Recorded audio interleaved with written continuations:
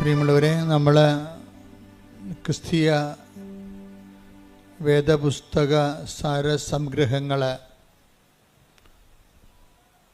നമ്മൾ കൂടെ അതിൽ സാക്ഷരത നേടിക്കഴിയുമ്പോൾ അതിൻ്റെ ആധ്യാത്മികമായ സാങ്കേതിക വിദ്യകളുണ്ട്. അതുകൂടി സ്വായത്തമാക്കാൻ വേണ്ടിയുള്ള ബോധപൂർവമായ ശ്രമം നടത്തണം. എന്നാൽ മാത്രമേ നമ്മൾ ദൈവവുമായിട്ടുള്ള സമ്പർക്കത്തിൽ വളരത്തുള്ളൂ.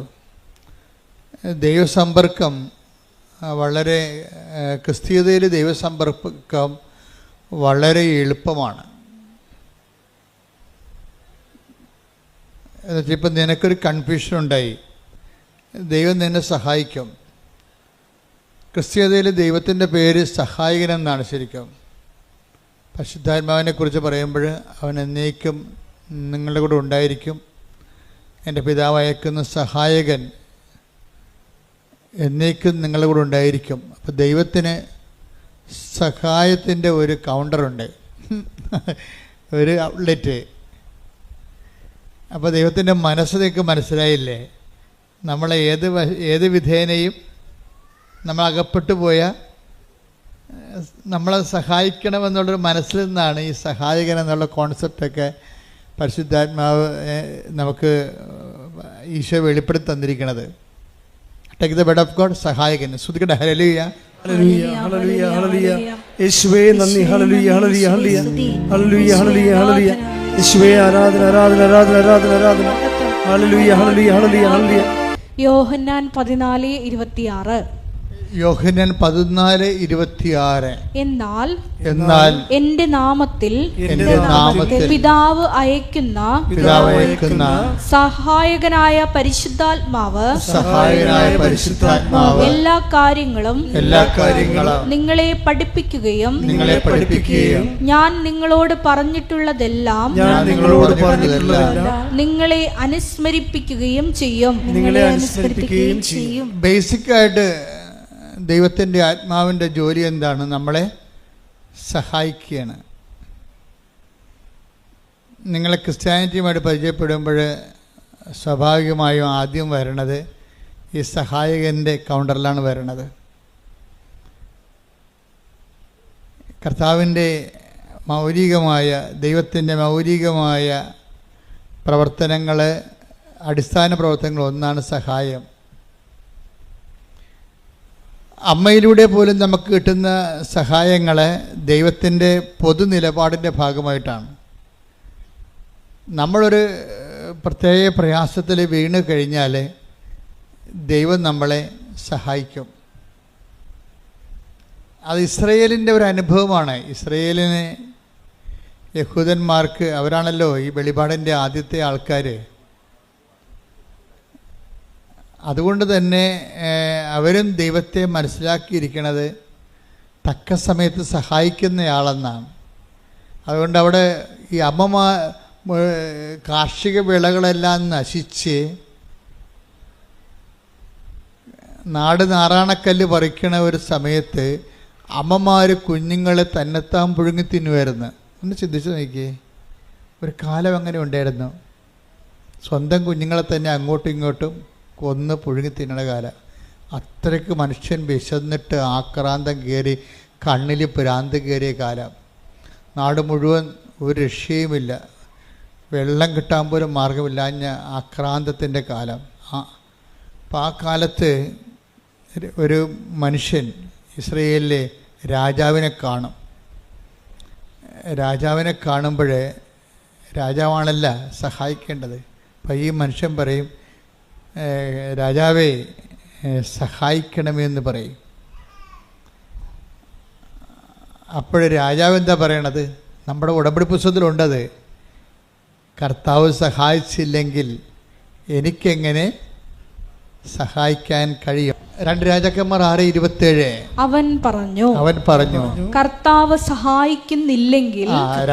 രാജാവ് പറഞ്ഞു, എന്താണ് പറഞ്ഞ? കർത്താവ് സഹായിക്കുന്നില്ലെങ്കിൽ എനിക്കെങ്ങനെ കഴിയും? ഇപ്പം നമ്മൾ സർക്കാർ നിസ്സഹായമായി നിൽക്കുന്ന സമയമുണ്ട്. ഇപ്പോൾ തുടങ്ങിയതല്ലത്, എല്ലാ കാലങ്ങളിലും ഉണ്ട്. ജനങ്ങളെ ഭരിക്കുകയും നയിക്കുകയും സംരക്ഷിക്കുകയും ചെയ്യുന്ന സർക്കാർ തന്നെ ചില വിഷയങ്ങളിൽ നിസ്സഹായമായി നിൽക്കും. അത് ഞാനും കണ്ടിട്ടുണ്ട്. നമ്മളെത്ര ഇന്ന് കാണുന്ന പല ആൾക്കാരും നമ്മൾ സമാധാന കാലത്ത് മാത്രമാണ് അവർക്ക് അവിടെ അധികാരം പ്രയോഗത്തിൽ വരത്തുള്ളൂ. പക്ഷെ നമുക്ക് സമാധാന കാലത്ത് വലിയ അധികാര സഹായങ്ങൾ ആവശ്യമില്ലതാനും. അതാണ് രസം. സുനാമി വന്ന ദിവസം ഞാൻ രണ്ടാമത്തെ സുനാമി അടിക്കുമ്പോൾ 2000 ഇപ്പോൾ 20 കൊല്ലം കഴിഞ്ഞ് ഇപ്പോൾ രണ്ടാമത്തെ സുനാമി അടിക്കണ സമയത്ത് ഞാൻ അഴീക്കൽ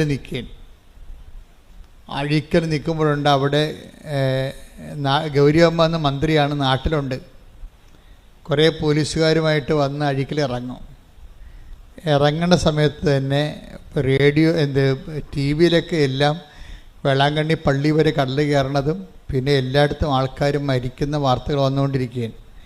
അപ്പോൾ ആൾക്കാർ കടപ്പുറത്തുനിന്ന് കുടിയൊഴിഞ്ഞ് കിട്ടിയത് ആടെങ്കിൽ ആട്, പശുവെങ്കിൽ പശു, കിട്ടിയതൊക്കെ എല്ലാം എടുത്ത് ഓട്ടോറിക്ഷയായാലും പെട്രോറിക്ഷയായാലും സൈക്കിളിൻ്റെ പുറകിലൊക്കെ ജനം ഇങ്ങനെ പാലായനം ചെയ്യണ കാഴ്ചയാണ്. ഞാൻ എൻ്റെ കണ്ണുകൊണ്ട് ആദ്യം കണ്ടതാണ് ഇങ്ങനെ ജനം ഇങ്ങനെയാണ് കൂട്ടത്തോടെ കുടിയൊഴിഞ്ഞു പോണത് എങ്ങനെയാണെന്ന്. ആ സമയത്താണ് ഗൗരിയമ്മയും കുറേ പോലീസുകാരും കൂടി വന്നത് മാത്രമേ നമുക്ക് ഓർമ്മയുള്ളൂ. മൂന്നാമത്തെ തിര ഇങ്ങനെ തിരിഞ്ഞു വന്നപ്പോൾ ആൾക്കാർ അലറി കടപ്പുറത്ത് കിടന്നുണ്ട്. അപ്പം തന്നെ ഗൗരിയമ്മ ഒരു കണക്കിന് ഒരു കാല് അകത്ത് വെച്ച് ഒരു കാലം പുറത്ത് വെച്ച് ഒരു കണക്കിന് കാറും കൊണ്ട് അവിടുന്ന് പോലീസുകാരെല്ലാം കൂടി ഓടിക്കളഞ്ഞു അവിടുന്ന്. അപ്പോൾ എനിക്ക് മനസ്സിലായി, മന്ത്രിയാണെങ്കിലും ഒന്നും ചെയ്യാനില്ല, അവിടെ നിസ്സഹായനാണ്. ആരായാലും നിസ്സഹായനാണ്. അപ്പോൾ എനിക്കൊരു പേടി വന്നത് ജനമിങ്ങനെ കൂട്ടത്തോടെ പാലായനം ചെയ്യണം കണ്ടപ്പോഴേക്ക് ഭയങ്കര പ്രയാസമായി. കാര്യം ഇനി ജനം തിരിച്ചു വരത്തില്ലേ, ഇനി എന്താണ്, കടൽ കയറി വരികയാണ്, മൂന്നാമത്തെ കയറ്റം കയറി കഴിഞ്ഞാൽ നാട് മുങ്ങിപ്പോവുക. അപ്പോഴും ഞാൻ നോക്കിയപ്പോൾ എൻ്റെ മുമ്പിലുണ്ടായത് ഈ മദർ തെരേസയുടെ കുറേ കന്യാസിമാരാണ്. അവർ 4 പേര് മനക്കോടത്തുനിന്ന് വന്ന് അഴീക്കാൻ നിൽക്കുകയാണ് ഈ ദുരന്തം കണ്ട്. ഞാൻ ഉടനെ, അവർ കുറച്ച് പ്രാർത്ഥനയൊക്കെ ഉള്ളവരാണല്ലോ, ഒന്നുമില്ലെങ്കിൽ പ്രാർത്ഥന ഇല്ലെങ്കിൽ അവർ നല്ല പ്രവർത്തനങ്ങളുള്ള ആൾക്കാരാണ്. അപ്പം പ്രാർത്ഥന, പ്രവർത്തനം, പ്രയോഗം എല്ലാം പ്രഖ്യാപനത്തിൻ്റെ ഒരു ഭാഗമാണ്. അപ്പോൾ അവർക്ക് ബലമുണ്ടാകും, ദൈവതിരുസന്നിധിയിൽ അവർക്ക് ബലമുണ്ട്. അപ്പം ഞാൻ ഉടനെ അവരെയും വിളിച്ചുകൊണ്ട് കടലിലോട്ട് ചെന്ന്. അപ്പോൾ എൻ്റെ മനസ്സിലുണ്ട് എന്താ വെച്ചാൽ വേറെ അവിടെ കാഴ്ചക്കാരിക്കാവുന്നല്ലാതെ ദൈവത്തിൻ്റെ ആൾക്കാർക്കല്ലാതെ അവിടെ ഒന്നും ചെയ്യാനില്ല. അത് നമ്മൾ കണ്ടതാണ്, നേരെ കണ്ട സംഭവമാണ്.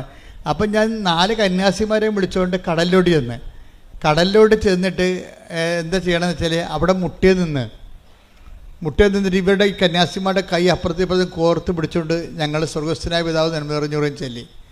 എന്നിട്ട് ഞാൻ പറഞ്ഞത് ഒറ്റ കാര്യമേ ഉള്ളൂ, കർത്താവേ, ജോബിൻ്റെ പുസ്തകത്തിൽ എഴുതിയിട്ടുണ്ട്, എന്താണ്, കടലിന് ഓടാമ്പൽ വെച്ചത് നീയാണെന്ന്. നീ ഇന്ന് ഓടാമ്പൽ വെച്ചില്ലെങ്കിൽ ഈ ജനം ഉണ്ടാകത്തില്ല. അതായത് കടലിന് ഓടാമ്പൽ വെക്കുന്നത് കർത്താവാണെന്ന് ജോബിൻ്റെ പുസ്തകത്തിലുള്ളതാണ്. ഈ വചനങ്ങൾ പഠിക്കുന്നതിൻ്റെ ഉദ്ദേശം തക്ക സമയത്ത് നമുക്കത് പ്രയോഗിക്കാൻ വേണ്ടിയാണ്. എൻ്റെ മനസ്സിൽ പരിശുദ്ധാത്മാവ് എൻ്റെ ഒരു സഹായം തന്നതാണ്. എന്താണ്, ഈ വചനം ഓർക്കടാ, ഈ വചനം ഓർത്ത് പ്രാർത്ഥിക്കാൻ പറഞ്ഞു. ആ വചനം ഞാൻ ഓർത്തപ്പോഴേ അത് സഹായമാണ് ശരിക്കും. പരിശുദ്ധാത്മാവിൻ്റെ വചനം ഓർപ്പിച്ചു തരുമെന്നാണ് പറഞ്ഞത്.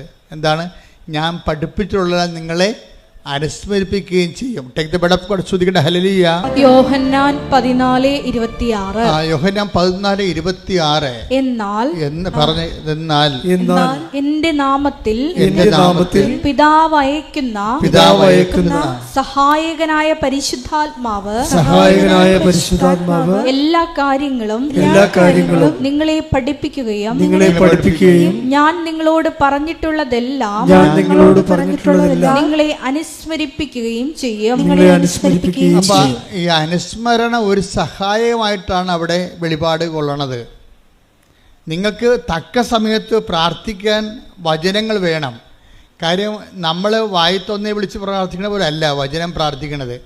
വചനം പ്രാർത്ഥിക്കുമ്പോൾ വചനത്തിലുള്ളത് എല്ലാം ദൈവത്തിൻ്റെ വാഗ്ദാനങ്ങളാണുള്ളത്. അപ്പോൾ ഞാൻ നിങ്ങളെ അനുസ്മരിപ്പിക്കുമെന്ന് പറഞ്ഞു കഴിഞ്ഞാൽ വാഗ്ദാനമാണത്. അപ്പം ദൈവം ഇപ്പം നമുക്കറിയാമല്ലോ, ബ്ലോക്കിലായാലും പഞ്ചായത്തിലായാലും നമുക്ക് ഇഷ്ടമുള്ള പോയി ചോദിക്കാൻ പറ്റത്തില്ല. ബ്ലോക്കിൽ ചെന്നിട്ടും പറയണേ എനിക്ക്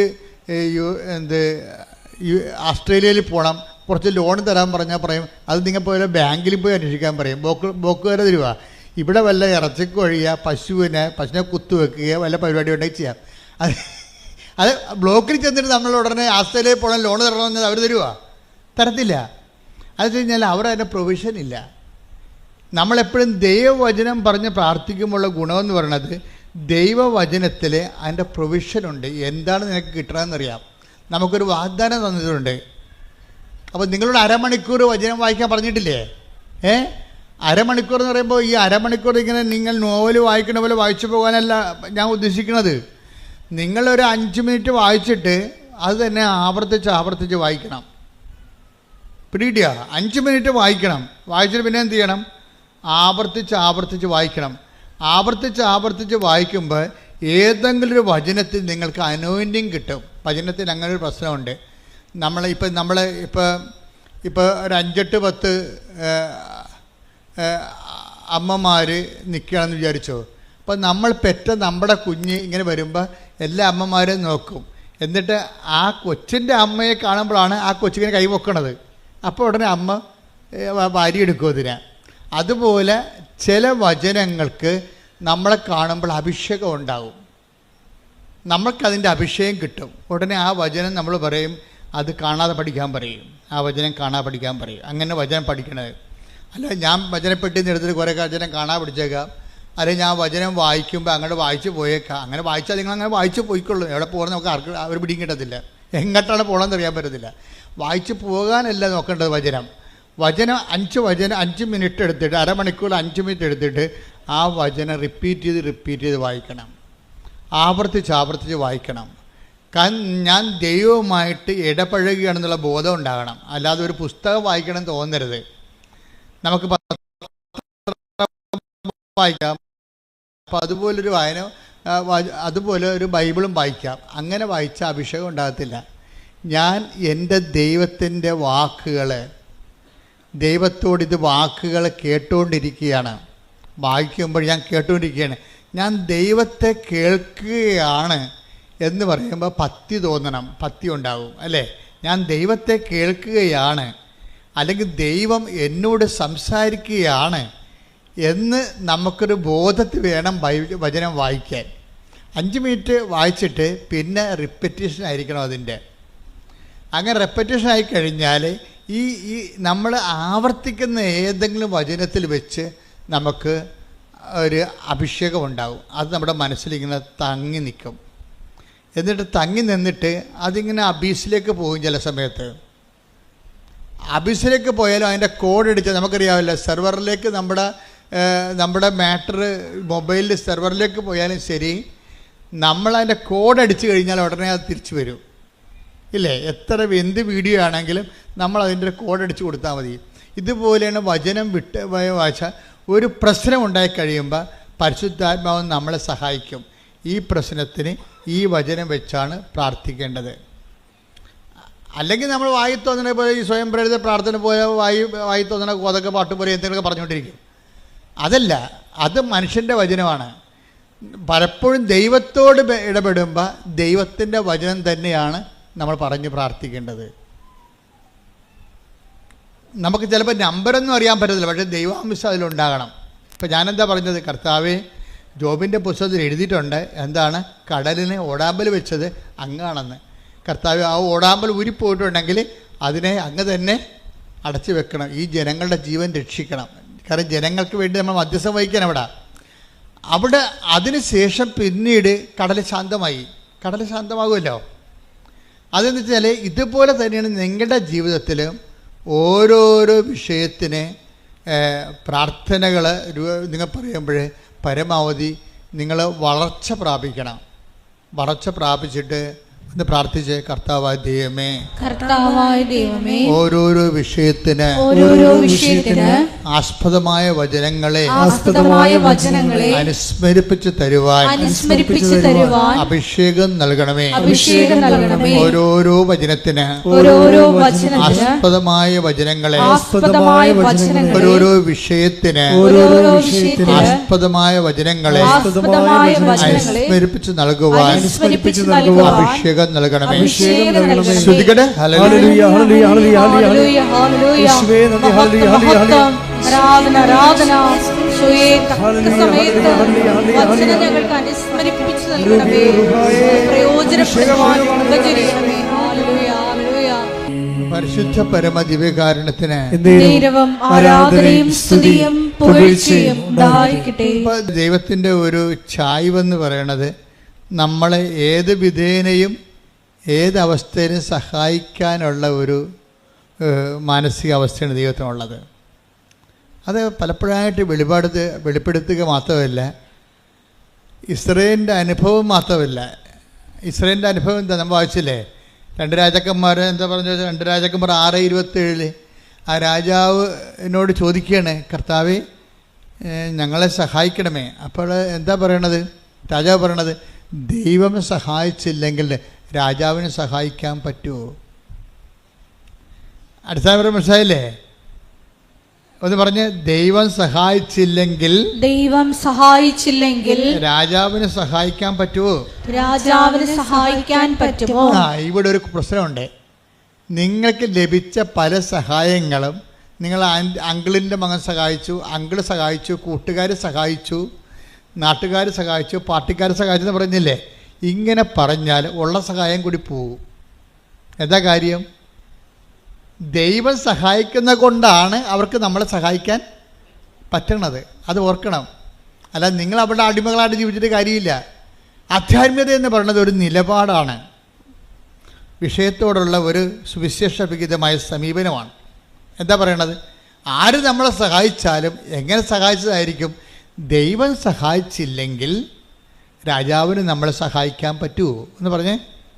ദൈവം സഹായിച്ചില്ലെങ്കിൽ രാജാവിന് നമ്മളെ സഹായിക്കാൻ പറ്റുമോ? അപ്പോൾ ഇന്ന് വരെ ആരെങ്കിലും സഹായിച്ചിട്ടുണ്ടെങ്കിൽ, കാര്യം സഹായം നമുക്കറിയാവില്ല, എത്രയോ പേരാണ് സഹായം കൊണ്ട് അധാർമികരായി പോയത്. ഇപ്പോൾ ഒരു ദിവസം ഒരു ചേച്ചി പറഞ്ഞു, എൻ്റെ അച്ഛാ, ഞാൻ നല്ല പ്രതിബദ്ധയായ ഭാര്യയായിരുന്നു, പക്ഷെ അത് കുമ്പസാരമൊന്നുമല്ല, ഞങ്ങൾ സംസാരിക്കുമ്പോൾ പറയണതാണ്.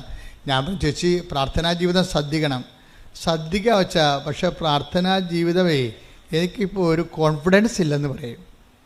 എനിക്കൊരു കോൺഫിഡൻസ് ഇല്ലെന്ന് പറയും. എന്താണ്? അവർക്ക് നല്ല പ്രാർത്ഥനാ ജീവിതം ഒരു കാലത്ത് ഉണ്ടായിരുന്നതാണ്.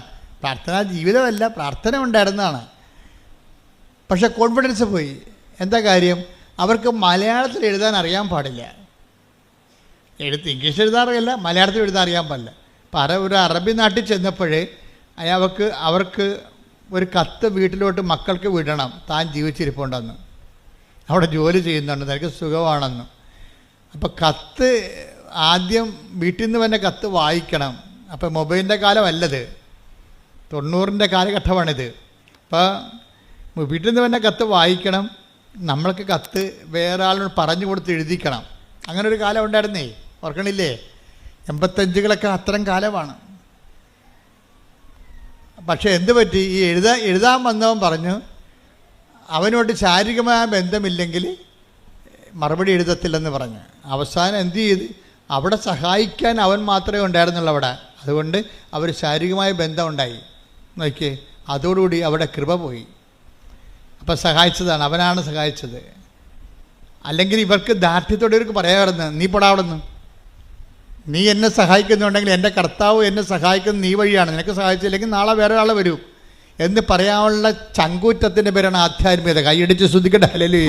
ആധ്യാത്മികത എന്ന് പറയുന്നത് ഒരു കുറച്ച് പ്രാർത്ഥനകളുടെ സംഹിതയല്ല, മറിച്ച് എന്താണ്? ഒരു ജീവിത വിഷയങ്ങളുള്ള ദൈവ കേന്ദ്രീകൃതമായ ഒരു നിലപാടാണ്. അതാണ് ഈ രാജാവ് പറയണത്. നീ എന്നോട് സഹായം ചോദിക്കുന്നു, പക്ഷേ ഞാൻ രാജാവാണ്, എനിക്ക് നിന്നെ സഹായിക്കാം, പക്ഷേ കർത്താവ് നിന്നെ സഹായിച്ചില്ലെങ്കിൽ എൻ്റെ സഹായം വ്യർത്ഥമാണ്. അത് ഇസ്രയേലിന് അറിയാം. യഹൂദ ജനതയ്ക്ക് മുഴുവൻ അറിയാം. വെളിപാട് ജനതയാണ് അവർ. അവർക്ക് ദൈവത്തിൻ്റെ വഴികളെക്കുറിച്ച് അറിയാം. അതുകൊണ്ടാണ് അവരെന്താ പറയണത്? അവർ പറയുന്നത് നമ്മുടെ സഹായം കർത്താവിൻ്റെ നാമത്തിൽ, അല്ലേ? 121 സങ്കീർത്തനം വായിച്ചേ. 121:1 വായിച്ചേ. 121 സങ്കീർത്തനം 1-2 തിരുവചനങ്ങൾ. പർവ്വതങ്ങളിലേക്ക് ഞാൻ കണ്ണുകൾ ഉയർത്തുന്നു. സങ്കീർത്തനമാണ്. കൈ ഉയർത്തിക്കൊണ്ട് ഇങ്ങനെ പറഞ്ഞേ. പർവ്വതങ്ങളിലേക്ക് ഞാൻ കണ്ണുകൾ ഉയർത്തുന്നു. എനിക്ക് സഹായം എവിടെ നിന്ന് വരും? എനിക്ക് സഹായം കർത്താവിൽ നിന്ന് വരുന്നു. ആകാശവും ഭൂമിയും സൃഷ്ടിച്ച കർത്താവിൽ നിന്ന്. അപ്പൊ ഇത് ഇസ്രയേൽ അനുഭവങ്ങളിൽ നിന്ന് പഠിച്ചതാണ്. അപ്പം നിങ്ങളെടുക്കണം. ഇപ്പം നിങ്ങൾ ഉടമ്പടി കഴിയുമ്പോൾ ഒത്തിരിയേറെ ആൾക്കാർക്ക് അനുഭവങ്ങളും അതിശയങ്ങളും അനുഗ്രഹങ്ങളും സംഭവിക്കും. പക്ഷെ അതിനെല്ലാം ഓരോ വ്യക്തികളാണ് ദൈവം ഉപയോഗിക്കണത്. പക്ഷേ നിങ്ങളെ സഹായിക്കണത് ആ വ്യക്തികളല്ല. ആരാണ് സഹായിക്കണത്? കർത്താവാണ് സഹായിക്കണത്. നിങ്ങൾ അറിഞ്ഞിട്ട് കർത്താവിനേക്കാൾ വലിയ ഭക്തി ആ വ്യക്തികൾക്ക് കൊടുക്കും. അങ്ങനെയാണ് നിങ്ങൾ പണി മേടിക്കണത്. മനസ്സിലായില്ലേ? നിങ്ങൾ ഉടമ്പടിയോട് കൂടി ഒത്തിരി പേര് നിങ്ങളെ സഹായിക്കും. ഒരു കാലത്തും ബന്ധമില്ലാത്ത, കണ്ടിട്ട് പോലും ഇല്ലാത്ത ആൾക്കാർ സഹായിക്കും. പക്ഷെ സഹായിക്കണത് എങ്ങനെയാണ്? പക്ഷെ ആ സമയത്ത് എന്താ സംഭവിക്കണത്? കർത്താവാണ് അവരെ നിങ്ങളെ സഹായിക്കണമെന്നുള്ള ബോധം നിങ്ങൾക്ക് ഉണ്ടാകണം. കാര്യം ക്രിസ്ത്യാനിറ്റിയിൽ അങ്ങനെ ദൈവങ്ങളൊന്നുമില്ല. കാണുന്നവരെല്ലാം ഭഗവാനാണെന്ന് പറയുന്നത് പൊതുധാരണയിൽ ഇന്ത്യൻ സംസ്കാരത്തിൻ്റെ ഭാഗമാണ്. പക്ഷെ വരുന്ന പ്രോബ്ലം എന്ന് പറയണത്, നമ്മൾ ഈ ചത്തുപോണ മനുഷ്യർ പലപ്പോഴും ഇവർ നമ്മളൊന്ന് സഹായിച്ചെന്നും പറഞ്ഞ് നമ്മൾ ഉടനെ എടുത്തവരെ ദൈവത്തിൻ്റെ സ്ഥാനത്ത് വെക്കും. നിങ്ങളെനിക്ക് ദൈവത്തെ പോലെയാണെന്ന് പറയും. അങ്ങനെ ഒരിക്കലും പറഞ്ഞു കഴിഞ്ഞാൽ അത് മാരകമായ പാപം, 1-ാം പ്രമാണ ലംഘനമാണ്. അതായത് നിൻ്റെ കർത്താവായ ദൈവം ഞാനാകുന്നു, ഞാനല്ലാതെ മറ്റൊരു ദൈവം നിനക്കുണ്ടാവരുത്. എന്താ കാര്യം? ദൈവത്തിൻ്റെ സ്ഥാനം അറിഞ്ഞോ അറിയാതെയോ അലപരാധികളായ മനുഷ്യർക്ക് കൊടുക്കും. അങ്ങനെ ഉണ്ടെങ്കിൽ അത് നിങ്ങൾ ആരായാൽ തന്നെയും നിങ്ങൾ ദൈവത്തോട് മാപ്പ് ചോദിക്കണം. പ്രാർത്ഥിക്കുക. കർത്താവായ ദൈവമേ, ഒരു സഹായം കിട്ടിയതിന്റെ പേരിൽ നിന്നെ മറന്ന് നിന്റെ മഹത്വം സൃഷ്ടിക്കപ്പെട്ട മനുഷ്യന് കൊടുത്തിട്ടുണ്ടെങ്കിൽ എന്റെ ജീവിതത്തിലെ ഞാൻ ആ തിന്മ ആവർത്തിക്കയില്ലെന്ന് പറഞ്ഞുകൊണ്ട് മാപ്പിനായി അപേക്ഷിക്കുന്നു. ഇതൊക്കെ നിങ്ങൾക്ക് അനുദപിക്കാനുള്ള അവസരമാണ്. ഉടമ്പടി 2016 ആദ്യം തരുമ്പോൾ കർത്താവിൻ്റെ ഉടമ്പടിയുടെ അടിസ്ഥാന വചനം എന്തായിരുന്നു അറിയാവോ? എന്താണ്? അനുതപിച്ചാൽ നീ അനുഗ്രഹം പ്രാപിക്കും. യെശയ്യാ 1:19. അനുസരിക്കാൻ സന്നദ്ധരെങ്കിൽ. ആദ്യത്തെ ഒരു പാപം ചെയ്തവരായിരിക്കാം നമ്മൾ. പക്ഷെ നമുക്ക് അനുതപിക്കാനുള്ള ഇതുപോലുള്ള അവസരങ്ങളുണ്ട്. പക്ഷെ അത് കൊടുത്താൽ മാത്രമേ കിട്ടത്തുള്ളൂ. ഹെബ്രായർ 12:17. പിന്നീട് അവകാശം പ്രാപിക്കാൻ ആഗ്രഹിച്ചപ്പോൾ. പറഞ്ഞ പിന്നീട് അവകാശം പ്രാപിക്കാൻ ആഗ്രഹിച്ചപ്പോൾ. ആളുടെ കാര്യമാണ്, ഏശാവിന്റെ കാര്യമാണ്. ഒരു ഗ്ലാസ് പാൽപ്പായസത്തിന് വേണ്ടി കടിഞ്ഞൽ അവകാശം വിറ്റ ഒരു പന്നിയാണ് ആ മനുഷ്യൻ. അവന് പിന്നീട് ബോധമുണ്ടായി. വിശപ്പ് വന്നപ്പോൾ പെട്ടെന്ന് ദൈവത്തെ മറന്നു പോയെങ്കിലും വിശപ്പ് കഴിഞ്ഞപ്പോൾ 2 ഏമ്പക്കം വിട്ട് കഴിഞ്ഞപ്പോൾ പുള്ളിക്ക് ബോധം വന്നു. പക്ഷെ അങ്ങനെ ബോധം വന്നിട്ട് കാര്യമില്ല. പിന്നീട് പുള്ളി കരഞ്ഞ്. പക്ഷേ പിന്നീട് അവകാശം പ്രാപിക്കാൻ അവൻ ആഗ്രഹിച്ചു. എന്താ പക്ഷെ വചനം എന്താ പറയണത്? അവൻ തിരസ്കരിക്കപ്പെട്ടുവെന്ന് നിങ്ങൾക്കറിയാമല്ലോ. കണ്ണീരോടെ അവൻ അത് ആഗ്രഹിച്ചെങ്കിലും അനുദപിക്കാൻ അവൻ അവസരം ലഭിച്ചില്ല. That's a point എന്ന് പറഞ്ഞ കണ്ണീരോടെ അവനത് അനുതാപം ആഗ്രഹിച്ചെങ്കിലും അവകാശം ആഗ്രഹിച്ചെങ്കിലും അനുതപിക്കുവാൻ അവന് അവസരം കിട്ടിയില്ല. അപ്പൊ അനുതപിക്കാനുള്ളത് ഒരു അവസരമാണ്. നിങ്ങൾക്ക് ദൈവം ഓരോ അവസരങ്ങൾ തരും. എന്നിട്ട് ആൾക്കാരെന്ത് ചെയ്യും? നാളെ എന്ന് പറഞ്ഞ് മാറ്റിവെക്കും. നാളെ ശരിയാക്കാം, നാളെ ശരിയാക്കാം, ഞാനിപ്പോൾ തിന്മയിൽ ജീവിക്കുകയാണ്, നാളെ ശരിയാക്കാം എന്ന് പറയും. അത് പ്രഭാഷകൻ എന്താ പറയുന്നത്? 7 നാളെ നാളെ എന്ന് മാറ്റി വെക്കരുത്. Take the word of God. ശ്രദ്ധിക്കട്ടെ. ഹല്ലേലൂയ, ഹല്ലേലൂയ, ഹല്ലേലൂയ, ഹല്ലേലൂയ, ഹല്ലേലൂയ. യേശുവേ നന്ദി, ഹല്ലേലൂയ, സ്തോത്രം, ഹല്ലേലൂയ. യേശുവേ നന്ദി, നന്ദി, നന്ദി, ഹല്ലേലൂയ. പ്രഭാഷകൻ 5:7. പ്രഭാഷകൻ 5:7. കർത്താവിങ്കിലേക്ക് തിരിയാൻ, പറഞ്ഞ കർത്താവിങ്കിലേക്ക് തിരിയാൻ വൈകരുത്, വൈകരുത്. നാളെ നാളെ എന്ന്, നാളെ നാളെ എന്ന് നീട്ടിവയ്ക്കുകയും അരുത്. നീട്ടിവയ്ക്കുകയും അരുത്. അവിടുത്തെ ക്രോധം, അവിടുത്തെ ക്രോധം അവിചാരിതമായി ഉണരുകയും, അവിചാരിതമായി ഉണരുകയും ആ ശിക്ഷയിൽ നീ നശിക്കുകയും ചെയ്യും. നീ നശിക്കുകയും ചെയ്യും. ഇപ്പം കർത്താവിൻ്റെലേക്ക് തിരിയാൻ, ദൈവത്തിലേക്ക് തിരിയാൻ ചില ആൾക്കാരില്ലേ, പത്രം കൊണ്ടുപോയി അലമാരിയുടെ മോളിൽ വെച്ചിട്ട് കറങ്ങി നടക്കും. അവിടെ ചെന്നപ്പോൾ അച്ഛനെ കണ്ടില്ല. കുമ്പസാരം ഞങ്ങളുടെ നാട്ടിൽ കുമ്പസാരം, ഞങ്ങളുടെ ഇടവക കുമ്പസാരം 1-ാം ഞായറാഴ്ചയും ശനിയാഴ്ചയും 3-ാം ശനിയാഴ്ചയുമാണ്. ഇങ്ങനെയൊക്കെ ഉടായ്പ പറഞ്ഞു നടക്കും. അപ്പോൾ ഇന്ന് കഴിഞ്ഞ ദിവസം ഒരു ചേട്ടത്തി പറഞ്ഞേ, ഞങ്ങളുടെ ഇടവകയിലെ അച്ഛന് കുമ്പസാരത്തിന് ഇരിക്കണത് മുഴുവനും 1, 3 പക്ഷേ ഞാൻ എൻ്റെ മക്കളും കൂടി വിളിച്ചുകൊണ്ട് അച്ഛൻ്റെ അടുത്ത് ചെന്ന് പറഞ്ഞു, അച്ഛൻ എനിക്ക് കുമ്പസാരിക്കണം, എനിക്ക് മക്കൾക്ക് കുമ്പസാരിക്കണം. അപ്പം പിന്നെ ഇപ്പം ഞങ്ങൾ ആഴ്ച കുമ്പസാരിക്കും. കണ്ട, അത് എന്ത് തീഷ്ണതയാണ്. അത് വരുമ്പോൾ കത്തോലിക്കൽ ശ്രദ്ധിക്കുക, മറ്റു സഭക്കാർ അവരുടെ സഭയിലുള്ള വിശുദ്ധീകരണ നടപടികൾ സ്വീകരിക്കുക. പക്ഷേ ഒന്നും മാറ്റി വെക്കരുത്. നിങ്ങളുടെ അലംഭാവം കൊണ്ട്, നിങ്ങളെ പള്ളിയുടെ മുതുകത്ത് പഴിചാരിക്കൊണ്ട് നിങ്ങളുടെ സ്കൂട്ടാകണതാണ്. ദൈവത്തിനറിയാമത് ഉടായിപ്പാണെന്ന്. അപ്പം അത് ദൈവതിരുസന്നിധിയിൽ നിൽക്കുമ്പോൾ മനുഷ്യൻ്റെ മുമ്പിൽ ഈ മറച്ച് കളിയും ഒളിച്ചു കളിയും നടക്കും. ദൈവതിരുസന്നിധിയിൽ ഒരു നടക്കണില്ല. നിങ്ങളെ ഒരു തീരുമാനം എടുക്കുമ്പോൾ തന്നെ ഇന്നത് കൊണ്ടാണ് തീരുമാനിക്കണം ദൈവത്തിന് അറിയാൻ പറ്റും. അപ്പോൾ നിങ്ങൾ മനുഷ്യന്മാരുടെ പെരുമാറുന്ന പോലെ ദൈവത്തിൻ്റെ അടുത്ത് പെരുമാറി പണി മേടിക്കരുതെന്നാണ് ഞാൻ പറഞ്ഞതിൻ്റെ അർത്ഥം. ശ്രുതിക്കട്ടെ. ഹല്ലേലൂയ, ഹല്ലേലൂയ, ഹല്ലേലൂയ, ഹല്ലേലൂയ, ഹല്ലേലൂയ. അപ്പോൾ ഇതൊരു അവസരമാണ്. അല്പമെങ്കിലും അനുതാപം ചെയ്തു പോയ കാര്യങ്ങളെക്കുറിച്ച് മനസ്സിൽ തോന്നിയാൽ അതിൻ്റെ അർത്ഥം പരിശുദ്ധാത്മാവ് നിങ്ങളിൽ വസിക്കാൻ തുടങ്ങിയെന്നതിൻ്റെ അർത്ഥം. അത് മനസ്സിലാക്കണം. അല്ലാതെ എനിക്ക് പാപത്തെ, നിങ്ങൾ പറഞ്ഞാൽ എനിക്ക് പാപത്തെക്കുറിച്ച് ദുഃഖം തോന്നിയെന്ന് അല്ല സംഭവിക്കണത്. അല്പമെങ്കിലും നിങ്ങൾ ചെയ്തു പോയതിനെ കുറിച്ചൊരു മനസ്താപം നിങ്ങളുടെ മനസ്സിൽ തോന്നിയാൽ അതിൻ്റെ അർത്ഥം സഹായകനായ പരിശുദ്ധാത്മാവ് ഓൾറെഡി അവൻ്റെ ജോലി തുടങ്ങിയെന്നാണ്. അപ്പോൾ നിങ്ങളെന്ത് ചെയ്യണം? അതിനോട് സഹകരിക്കണം.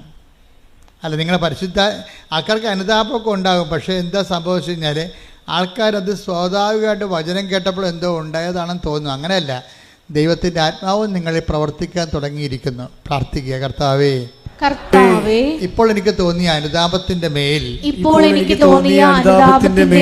ദൈവിക നടപടി ആരംഭിച്ചതായി, ആത്മാവിന്റെ പ്രവർത്തനങ്ങൾ തുടങ്ങിയതായി ഞാൻ മനസ്സിലാക്കുന്നു. ആത്മാവിന്റെ കൃപയിലും അഭിഷേകത്തിലും നിലനിൽക്കുവാൻ എന്നെ സഹായിക്കണമേ. ശ്രുതിക്കട്ടെ.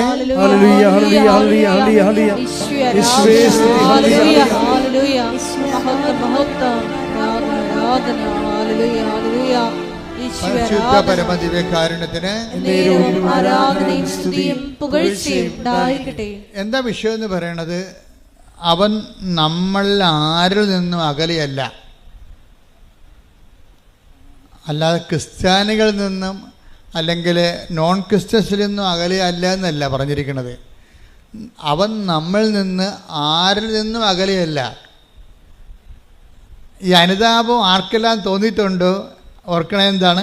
നിങ്ങൾ ഏത് മതത്തിൽപ്പെട്ടായാലും ദൈവം നിങ്ങളുടെ അടുത്തുണ്ട്. കൈയടിച്ച് സ്തുതിക്കട്ടെ. ഹല്ലേലൂയ, ആരാധനയെ സ്തുതിക്കട്ടെ. ഹല്ലേലൂയ. നടപടി പുസ്തകം 17:27.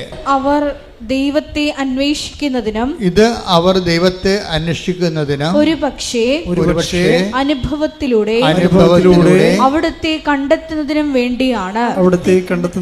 ദൈവത്തെ കണ്ടെത്തുന്ന ഒരു വഴി എന്താണ്? അനുഭവമാണ്. മനസ്സിലായില്ലേ? നടപടി 17 എന്താ പറഞ്ഞത്? 17:27 എന്താ പറയണത്? ദൈവത്തെ കണ്ടെത്തുന്ന ഒരു വഴി എന്താണ്? അനുഭവമാണ്. അതുകൊണ്ടാണ് ഈ അനുഭവ സാക്ഷ്യമെന്നും പറഞ്ഞ് നമ്മൾ കെട്ടിച്ചാടി നടക്കേണ്ട കാര്യം ഇതാണ്. ദൈവത്തെ മനുഷ്യൻ കണ്ടെത്തണത് ബുദ്ധിപരമായിട്ടുള്ള വ്യായാമത്തിലൂടെയല്ല, ഒരു ടാഞ്ചിബിളായിട്ടുള്ള സ്പർശ്യമായിട്ടുള്ള അനുഭവത്തിലൂടെയാണ്. ബുദ്ധിപരമായ വ്യായാമത്തിലൂടെ കണ്ടെത്തുന്നവർ ചിലപ്പോൾ 0% ആയിരിക്കും, 0.01 ഇരിക്കും. പക്ഷേ ബാക്കി 99% ആൾക്കാരും ദൈവത്തെ കണ്ടെത്തുന്നത് സ്വന്തം അനുഭവത്തിലൂടെയാണ്. ഈ അനുഭവത്തിലൂടെ എന്താണ് അനുഭവം എന്ന് പറയണത്? ബേസിക്കായിട്ടുള്ള അനുഭവം എന്ന് പറയണത്, വായിച്ചോളൂ, താഴേക്ക് വായിച്ചോളൂ. എങ്കിലും അവിടുന്ന് നമ്മിൽ ആരിൽ നിന്ന് അകലെയല്ല. അതാ സംഭവം. എങ്കിലും അവിടുന്ന് പറഞ്ഞേ, എങ്കിലും അവിടുന്ന് നമ്മൾ ആരിൽ നിന്നും അകലെയല്ല. അപ്പൊ ഇതാണ് ബേസിക് ഗോഡ് എക്സ്പീരിയൻസ് എന്ന് പറയണത്. നിങ്ങൾ ഏത് മതത്തിൽപ്പെട്ട ആൾക്കാരായാലും ദൈവം നിങ്ങൾ നിന്ന് അകലെയല്ല എന്ന് ആരിൽ നിന്നും എന്നാണ് പറയണത്. അല്ലാതെ മറ്റ് ഓരോ വിഭാഗമല്ല പറയണത്. നമ്മൾ അത് ഏതൻസിലെ പ്രസംഗമാണ്. ഏതൻസിൽ ചുരുക്കം ചില യഹൂദന്മാരേ ഉള്ളൂ. പൗലോസിൻ്റെ പ്രസംഗമാണിത്. അവിടെയുള്ളതെല്ലാം ഗ്രീക്ക് വിജാതിയിലാണ് ഉള്ളത്, യഹൂദന്മാരുടെ ജാതിയിൽപ്പെടാത്തവരാണ്. അപ്പോൾ കോമൺ പബ്ലിക്കിനോടാണ് പറയണത്, നമ്മൾ ആരിൽ നിന്നും ദൈവം അകലെയല്ല. ഇതെല്ലാവരും മനസ്സിലാക്കണം. നിങ്ങൾ എന്ത് വിശ്വസിച്ചാലും യഥാർത്ഥ ദൈവം നിങ്ങൾ ആരിൽ നിന്നും അകലെയല്ല. അതുകൊണ്ട് ഇപ്പോഴെന്താ സംഭവം? അകലെ അല്ല എന്ന് വെച്ചാൽ അർത്ഥം എന്താണ്? അടുത്താണെന്നതിന് അർത്ഥം. മനസ്സിലായി? അകലെയല്ല എന്ന് പറഞ്ഞതിൻ്റെ അർത്ഥം എന്താണ്? അടുത്താണ്. കലവൂര് ഈ കൃപാസനത്തിൻ്റെ അകലെ അല്ല എന്ന് വെച്ചാൽ കലവൂര് അമേരിക്കയിലല്ലെന്ന് അതിൻ്റെ അർത്ഥം. അടുത്താണെന്ന് എന്ന് വെച്ചാൽ നമ്മളൊരു ചെറിയൊരു പരിശ്രമം നടത്തിയാൽ പെട്ടെന്ന് അവിടെ എത്താൻ കഴിയും. അപ്പം ദൈവത്തിൻ്റെ അനുഭവങ്ങളെന്ന് പറയണത് യമ നിയമ ആസന പ്രാണായാമ പ്രത്യാസന നിധിധ്യാസന സമാധിയിലൂടെ 9 കൊല്ലം കാത്തിരിക്കേണ്ട കാര്യങ്ങളില്ലെന്നാണ് പറയണത്. ദൈവത്തിന് വളരെ സിമ്പിളായിട്ടാണ് കൊടുക്കണത്. എന്താ കാര്യം? നമ്മൾ ആരിൽ നിന്നും അകലെയല്ല. നമ്മൾ ചെറിയൊരു പരിശ്രമം നമ്മുടെ ഭാഗത്തു നിന്നുണ്ടെങ്കിൽ ദൈവം നമ്മുടെ അടുത്തുണ്ട്, തൊടാൻ നമുക്ക് പറ്റും. ഈ പരിശ്രമമായി ചെറിയൊരു പരിശ്രമമാണ് ഉടമ്പടി ചെയ്യണത്. മനസ്സിലായോ? ഇപ്പോൾ ഉടമ്പടി ചെയ്യണത് എന്താണ്? ബേസിക്കായിട്ട് നമ്മൾ ആരിൽ നിന്നും അകലെയല്ലാത്ത ദൈവത്തിനെ എന്ന് വെച്ചാൽ നമ്മുടെ അടുത്ത് തന്നെയുള്ള ദൈവത്തിനെ പെട്ടെന്ന് അനുഭവിക്കാനുള്ള ഒരു ചെറിയ സ്റ്റെപ്പാണ് നമ്മൾ ഉടമ്പടി ചെയ്യണത്. എന്താണ്? അവൻ പറയണത് പോലെ ചെയ്യുക, പ്രാർത്ഥിക്കുക. കർത്താവായ ദൈവമേ, അവൻ പറയണ പോലെ ചെയ്തുകൊണ്ട് ഞങ്ങൾ ആരിൽ നിന്നും അകലെയല്ലാത്ത ദൈവത്തെ അടുത്തുള്ള ദൈവത്തെ അനുഭവിക്കുവാൻ നല്ല ഉടമ്പടി സാക്ഷികളായി മാറാൻ ഞങ്ങളെ അഭിഷേകം ചെയ്യണമേ. ശ്രദ്ധിക്കട്ടെ. ഇപ്പൊ യഹോബരായർ 12:17 നമ്മൾ വായിച്ചതാണ്. എന്താണ്? അനുദപിക്കാനുള്ള അവസരം ഏശാവിന് ദൈവം കൊടുത്തില്ല. കാര്യം ചില ആൾക്കാർക്ക് അനുദപിക്കാനുള്ള അവസരം കൊടുക്കത്തില്ല. എന്താ കാര്യം? ദൈവം അവസരം തന്നാൽ മാത്രമേ അനുതാപം തോന്നത്തുള്ളൂ. ഏശാവിന് അനുതാപത്തിന് അവസരം കൊടുത്തില്ല, അയാൾക്ക് ഒന്നും തോന്നിയില്ലെന്നാണ്. എന്തുകൊണ്ടാണെന്ന് വെച്ച് കഴിഞ്ഞാൽ നമ്മൾ വീണ്ടും വീണ്ടും പാപം ചെയ്യുമെന്നും ഇത് ചുമ്മാ ഒരു അഭ്യാസത്തിന് വേണ്ടി IELTS പാസ്സാകാനോ വീട് വിൽക്കാനോ ജപ്തിയിൽ നിന്ന് രക്ഷപ്പെടാൻ വേണ്ടിയുള്ള ഉടമ്പടി പ്രയോഗമാണ്. അല്ലാതെ ജീവിതത്തിൽ ദൈവത്തെ ക്ഷണിക്കാൻ ഉദ്ദേശിക്കുന്നില്ല. അകലെ നിന്നോട് ദൈവത്തിൻ്റെ അനുഗ്രഹം അടിച്ചു മാറ്റി വയറ്റിപ്പഴപ്പിന് ജീവിക്കാനാണെന്ന് ദൈവത്തിന് തോന്നിയാൽ നമുക്ക് അനുതാപം തോന്നത്തില്ല. അവസരമാണിത്, പക്ഷേ നമുക്ക് അനുതാപം തോന്നത്തില്ല, നമുക്കത് ഫീൽ ചെയ്യത്തില്ല. നമുക്ക് ഫീൽ ചെയ്തിട്ടില്ലെങ്കിൽ ആദ്യം ഫീൽ ചെയ്യാൻ ആളാരാണെന്നറിയാവോ? ആദമാണ് ആദ്യത്തെ മനുഷ്യൻ്റെ എന്താണ്? അതിന് ദൈവം അവനോട് ചോദിച്ചു. എന്താ ചോദിച്ചത്?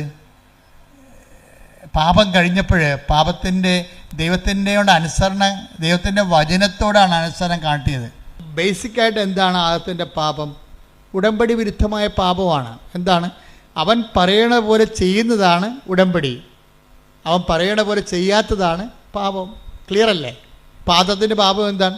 ഉടമ്പടിയുടെ ബ്രേക്ക്മെൻറ്റാണ് വരുന്നത്. അതിൻ്റെ അകത്ത് ദൈവവും മനുഷ്യനും ഉണ്ടായ കാലം മുതലുള്ള നടപടിക്രമം ഉടമ്പടിയാണ്. ചിലപ്പോൾ ഉടമ്പടിയും ദൈവം പറയത്തില്ല, പക്ഷെ പറയണ പോലെ ചെയ്യാൻ പറയും. ആദം പറയണ പോലെ ചെയ്തില്ല, ഉടമ്പടി ബ്രേക്ക് ചെയ്തു. പക്ഷേ ആദ്യം എന്ത് പറ്റി?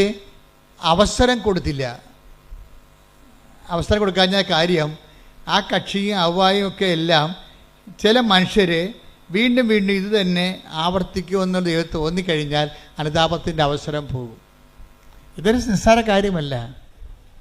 അവസരം കൊടുത്തില്ലെന്നല്ലേ യേശാവിനെക്കുറിച്ച് പറയണത്. അപ്പം നിങ്ങൾക്ക് അനുതാപത്തിൻ്റെ ഒരു മൈൻഡ് സെറ്റ് വരണില്ല എന്നുണ്ടെങ്കിൽ അതിൻ്റെ അർത്ഥം നിങ്ങൾ കഠിനഹൃദയരാണെന്നൊന്നും അല്ല അർത്ഥം. മറിച്ച് ദൈവം നിങ്ങൾക്ക് അവസരം തരുന്നില്ല, കർത്താവിൻ്റെ ഗുഡ് ബുക്സിലില്ല. ഇത് കയറിപ്പറ്റണമെങ്കിൽ കുറച്ച് പണിയാണ്. പക്ഷേ ഉടമ്പടി വൃത്തിമേനമായിട്ട് ദൈവസ്നേഹത്തോടെ ചെയ്യണമെങ്കിൽ തിരിച്ചു വരാൻ പറ്റും. ഇപ്പം നമ്മൾ പേപ്പട്ടി കടിച്ചു കഴിഞ്ഞാലുള്ള മരുന്ന് എന്താ? പേപ്പട്ടിയുടെ റാബിറ്റ്സിനെ തന്നെയാണ് കുത്തിവെക്കണത്, ഇല്ലേ? എപ്പോഴും കറണ്ടല്ലോ. പേപ്പട്ടി കടിച്ച ആൾക്കാർക്ക് അതിനുള്ള, അല്ലെങ്കിൽ അതിൻ്റെ ഗോവസൂരി പ്രയോഗം എന്നൊക്കെ പറഞ്ഞുകൊണ്ട് വസൂരിക്ക് മരുന്ന് കണ്ടുപിടിച്ചില്ലേ? എന്താ കണ്ടുപിടിക്കണത്? വസൂരിയുടെ അണുക്കളെ തന്നെയാണ് കുത്തിവെക്കണത്. അപ്പോൾ അത് ബോഡി പാർട്ടാക്കി മാറ്റിയിട്ട് ബോഡി പാർട്ടിനെ കൊണ്ട് കയറി വന്നിരിക്കുന്ന ഫോറിൻ മാറ്ററിനെ നശിപ്പിച്ച് കളയുന്ന പരിപാടിയാണ്. അതുപോലെ തന്നെയാണ് ഉടമ്പടി ബ്രേക്ക് ചെയ്ത് ദൈവത്തിൻ്റെ വചനം ബ്രേക്ക് ചെയ്ത് കഴിഞ്ഞാൽ പിന്നെ അതിൻ്റെ ഒരു റെക്ടിഫിക്കേഷൻ എന്താണ്? ദൈവത്തിൻ്റെ വചനം തന്നെ പാലിച്ചാണ് നമ്മൾ തിരിച്ചു വരുന്നത്. കൈയടിക്കട്ടെ, സ്തുതിക്കട്ടെ, ഹല്ലേലൂയ. ഹല്ലേലൂയ, ഹല്ലേലൂയ, ഹല്ലേലൂയ. വലിയ വചന വെളിപാടിന് നന്ദി പറയുന്നു. Hallelujah, hallelujah. ഇന്നു ചെയ്തും നന്ദി ചൊല്ലിടും എന്റെ കൊച്ചു ജീവിതത്തെ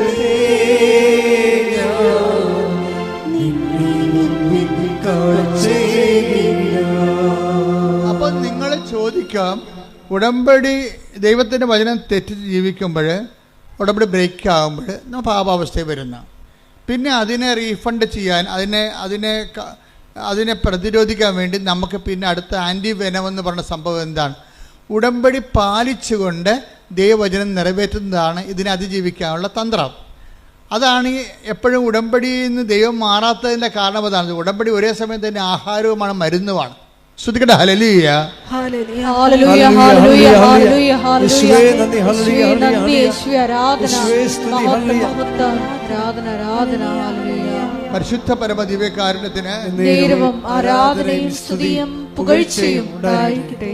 പക്ഷെ ഒരു പ്രശ്നം എന്ന് പറഞ്ഞാൽ ചില ആൾക്കാരോട് ഉടമ്പടി എടുത്താൽ തന്നെയും ദൈവം അത് അക്സെപ്റ്റ് ചെയ്യത്തില്ല, ആക്ടിവേറ്റ് ആക്കത്തില്ല, ഇല്ലേ? ആക്ടിവേറ്റ് ആക്കത്തില്ല. അത് നമ്മൾ ശ്രദ്ധിക്കണം. ഉടമ്പടി ആർക്ക് വേണമെങ്കിലും എടുക്കാൻ വന്ന് ഇടിച്ചു തല്ലി എടുക്കുകയോ നേരത്തെ പോകാൻ വേണ്ടി ബഹളം ഉണ്ടാക്കുകയോ വണ്ടിക്കാരെ വിളിക്കുമെന്ന് പറഞ്ഞുകൊണ്ട് ഇവിടുത്തെ കൗണ്ടറിനെ ഭീഷണിപ്പെടുത്തുകയോ എന്ത് വേണമെങ്കിലും ചെയ്യാം. പക്ഷേ ഉടമ്പടിയൊക്കെ എടുക്കാം, പക്ഷേ ആക്ടിവേഷൻ ആക്കുന്നത് വേറെ പ്രിൻസിപ്പിളാണ്. അതെപ്പോഴും നമ്മൾ ശ്രദ്ധിക്കണം. നിങ്ങൾ ഉടമ്പടിയിൽ ആദ്യമേ തന്നെ കയറി ഞാനങ്ങ് സാക്ഷ്യം പറയത്തില്ല, പിന്നെ അവിടെയൊക്കെ ഒന്ന് ആൾക്കാരെ വിളിച്ചു പോകാനാ, വല്ല പണിയൊന്നുമില്ലേ എന്ന് പറഞ്ഞുകൊണ്ടാണ് നിങ്ങൾ ഉടമ്പടി എടുക്കണമെങ്കിൽ ദൈവം അത് ആക്ടിവേറ്റ് ആക്കത്തില്ല. കാര്യം ഈ പന്നി വയറ്റിപ്പഴപ്പിന് വേണ്ടി മാത്രം കയറി വന്നിരിക്കുന്നതാണ്, ദൈവത്തിന് പണി കൊടുക്കാൻ വേണ്ടി വന്നിരിക്കുകയാണ്. ദൈവത്തിനെ മഹത്വപ്പെടുത്തുക, മറ്റുള്ളവരെ വിശ്വാസത്തിലേക്ക് വളർത്തുക, അതൊന്നും ഇവരുടെ പരിപാടിയല്ല. ഇവരുടെ പരിപാടി സ്വന്തം വയറ്റിപ്പഴപ്പ് മാത്രമേ ഉള്ളെന്ന് പറഞ്ഞാൽ ഈ സാധനം ആക്ടിവേറ്റ് ആക്കത്തില്ല. കാര്യം എന്താണ്? ഉടമ്പടി എടുക്കാത്തത് ഇതിന് തുല്യമായിട്ട് നിൽക്കും സാധനം. കാര്യം അവസരം എന്നാണ്.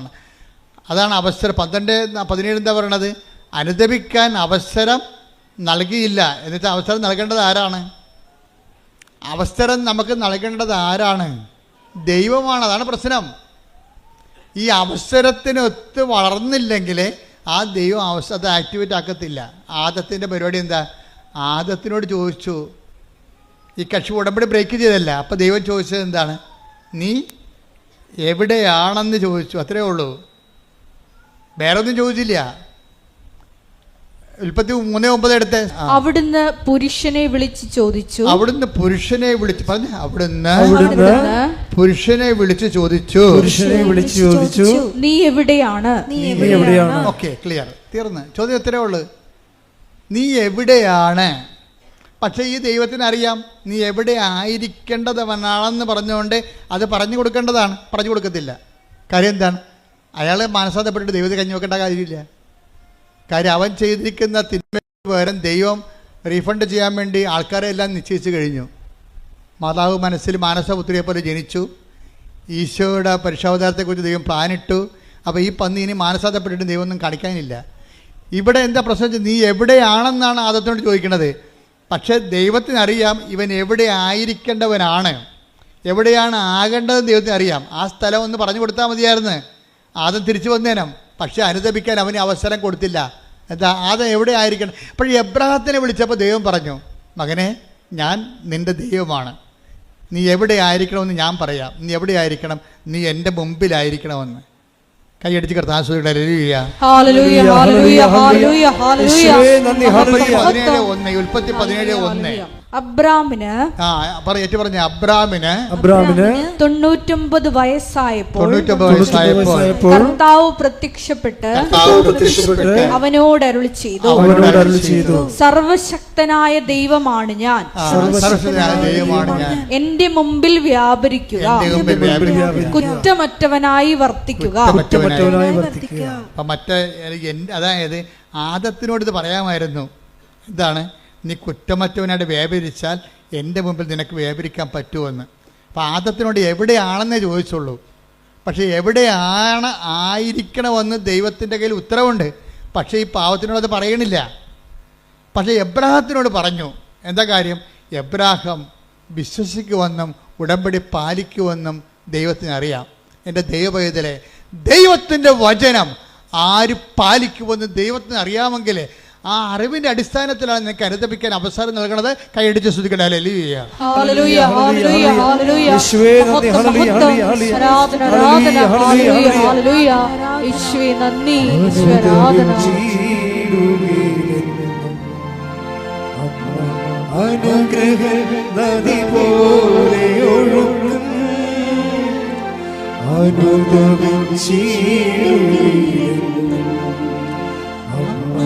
അനുഗ്രഹ നദി പോലെ ഒഴുകും കൃപയുടെ വഴികളിൽ സഞ്ചരിച്ചിട പ്രാർത്ഥന വരവേകും സ്നേഹനാഥേ.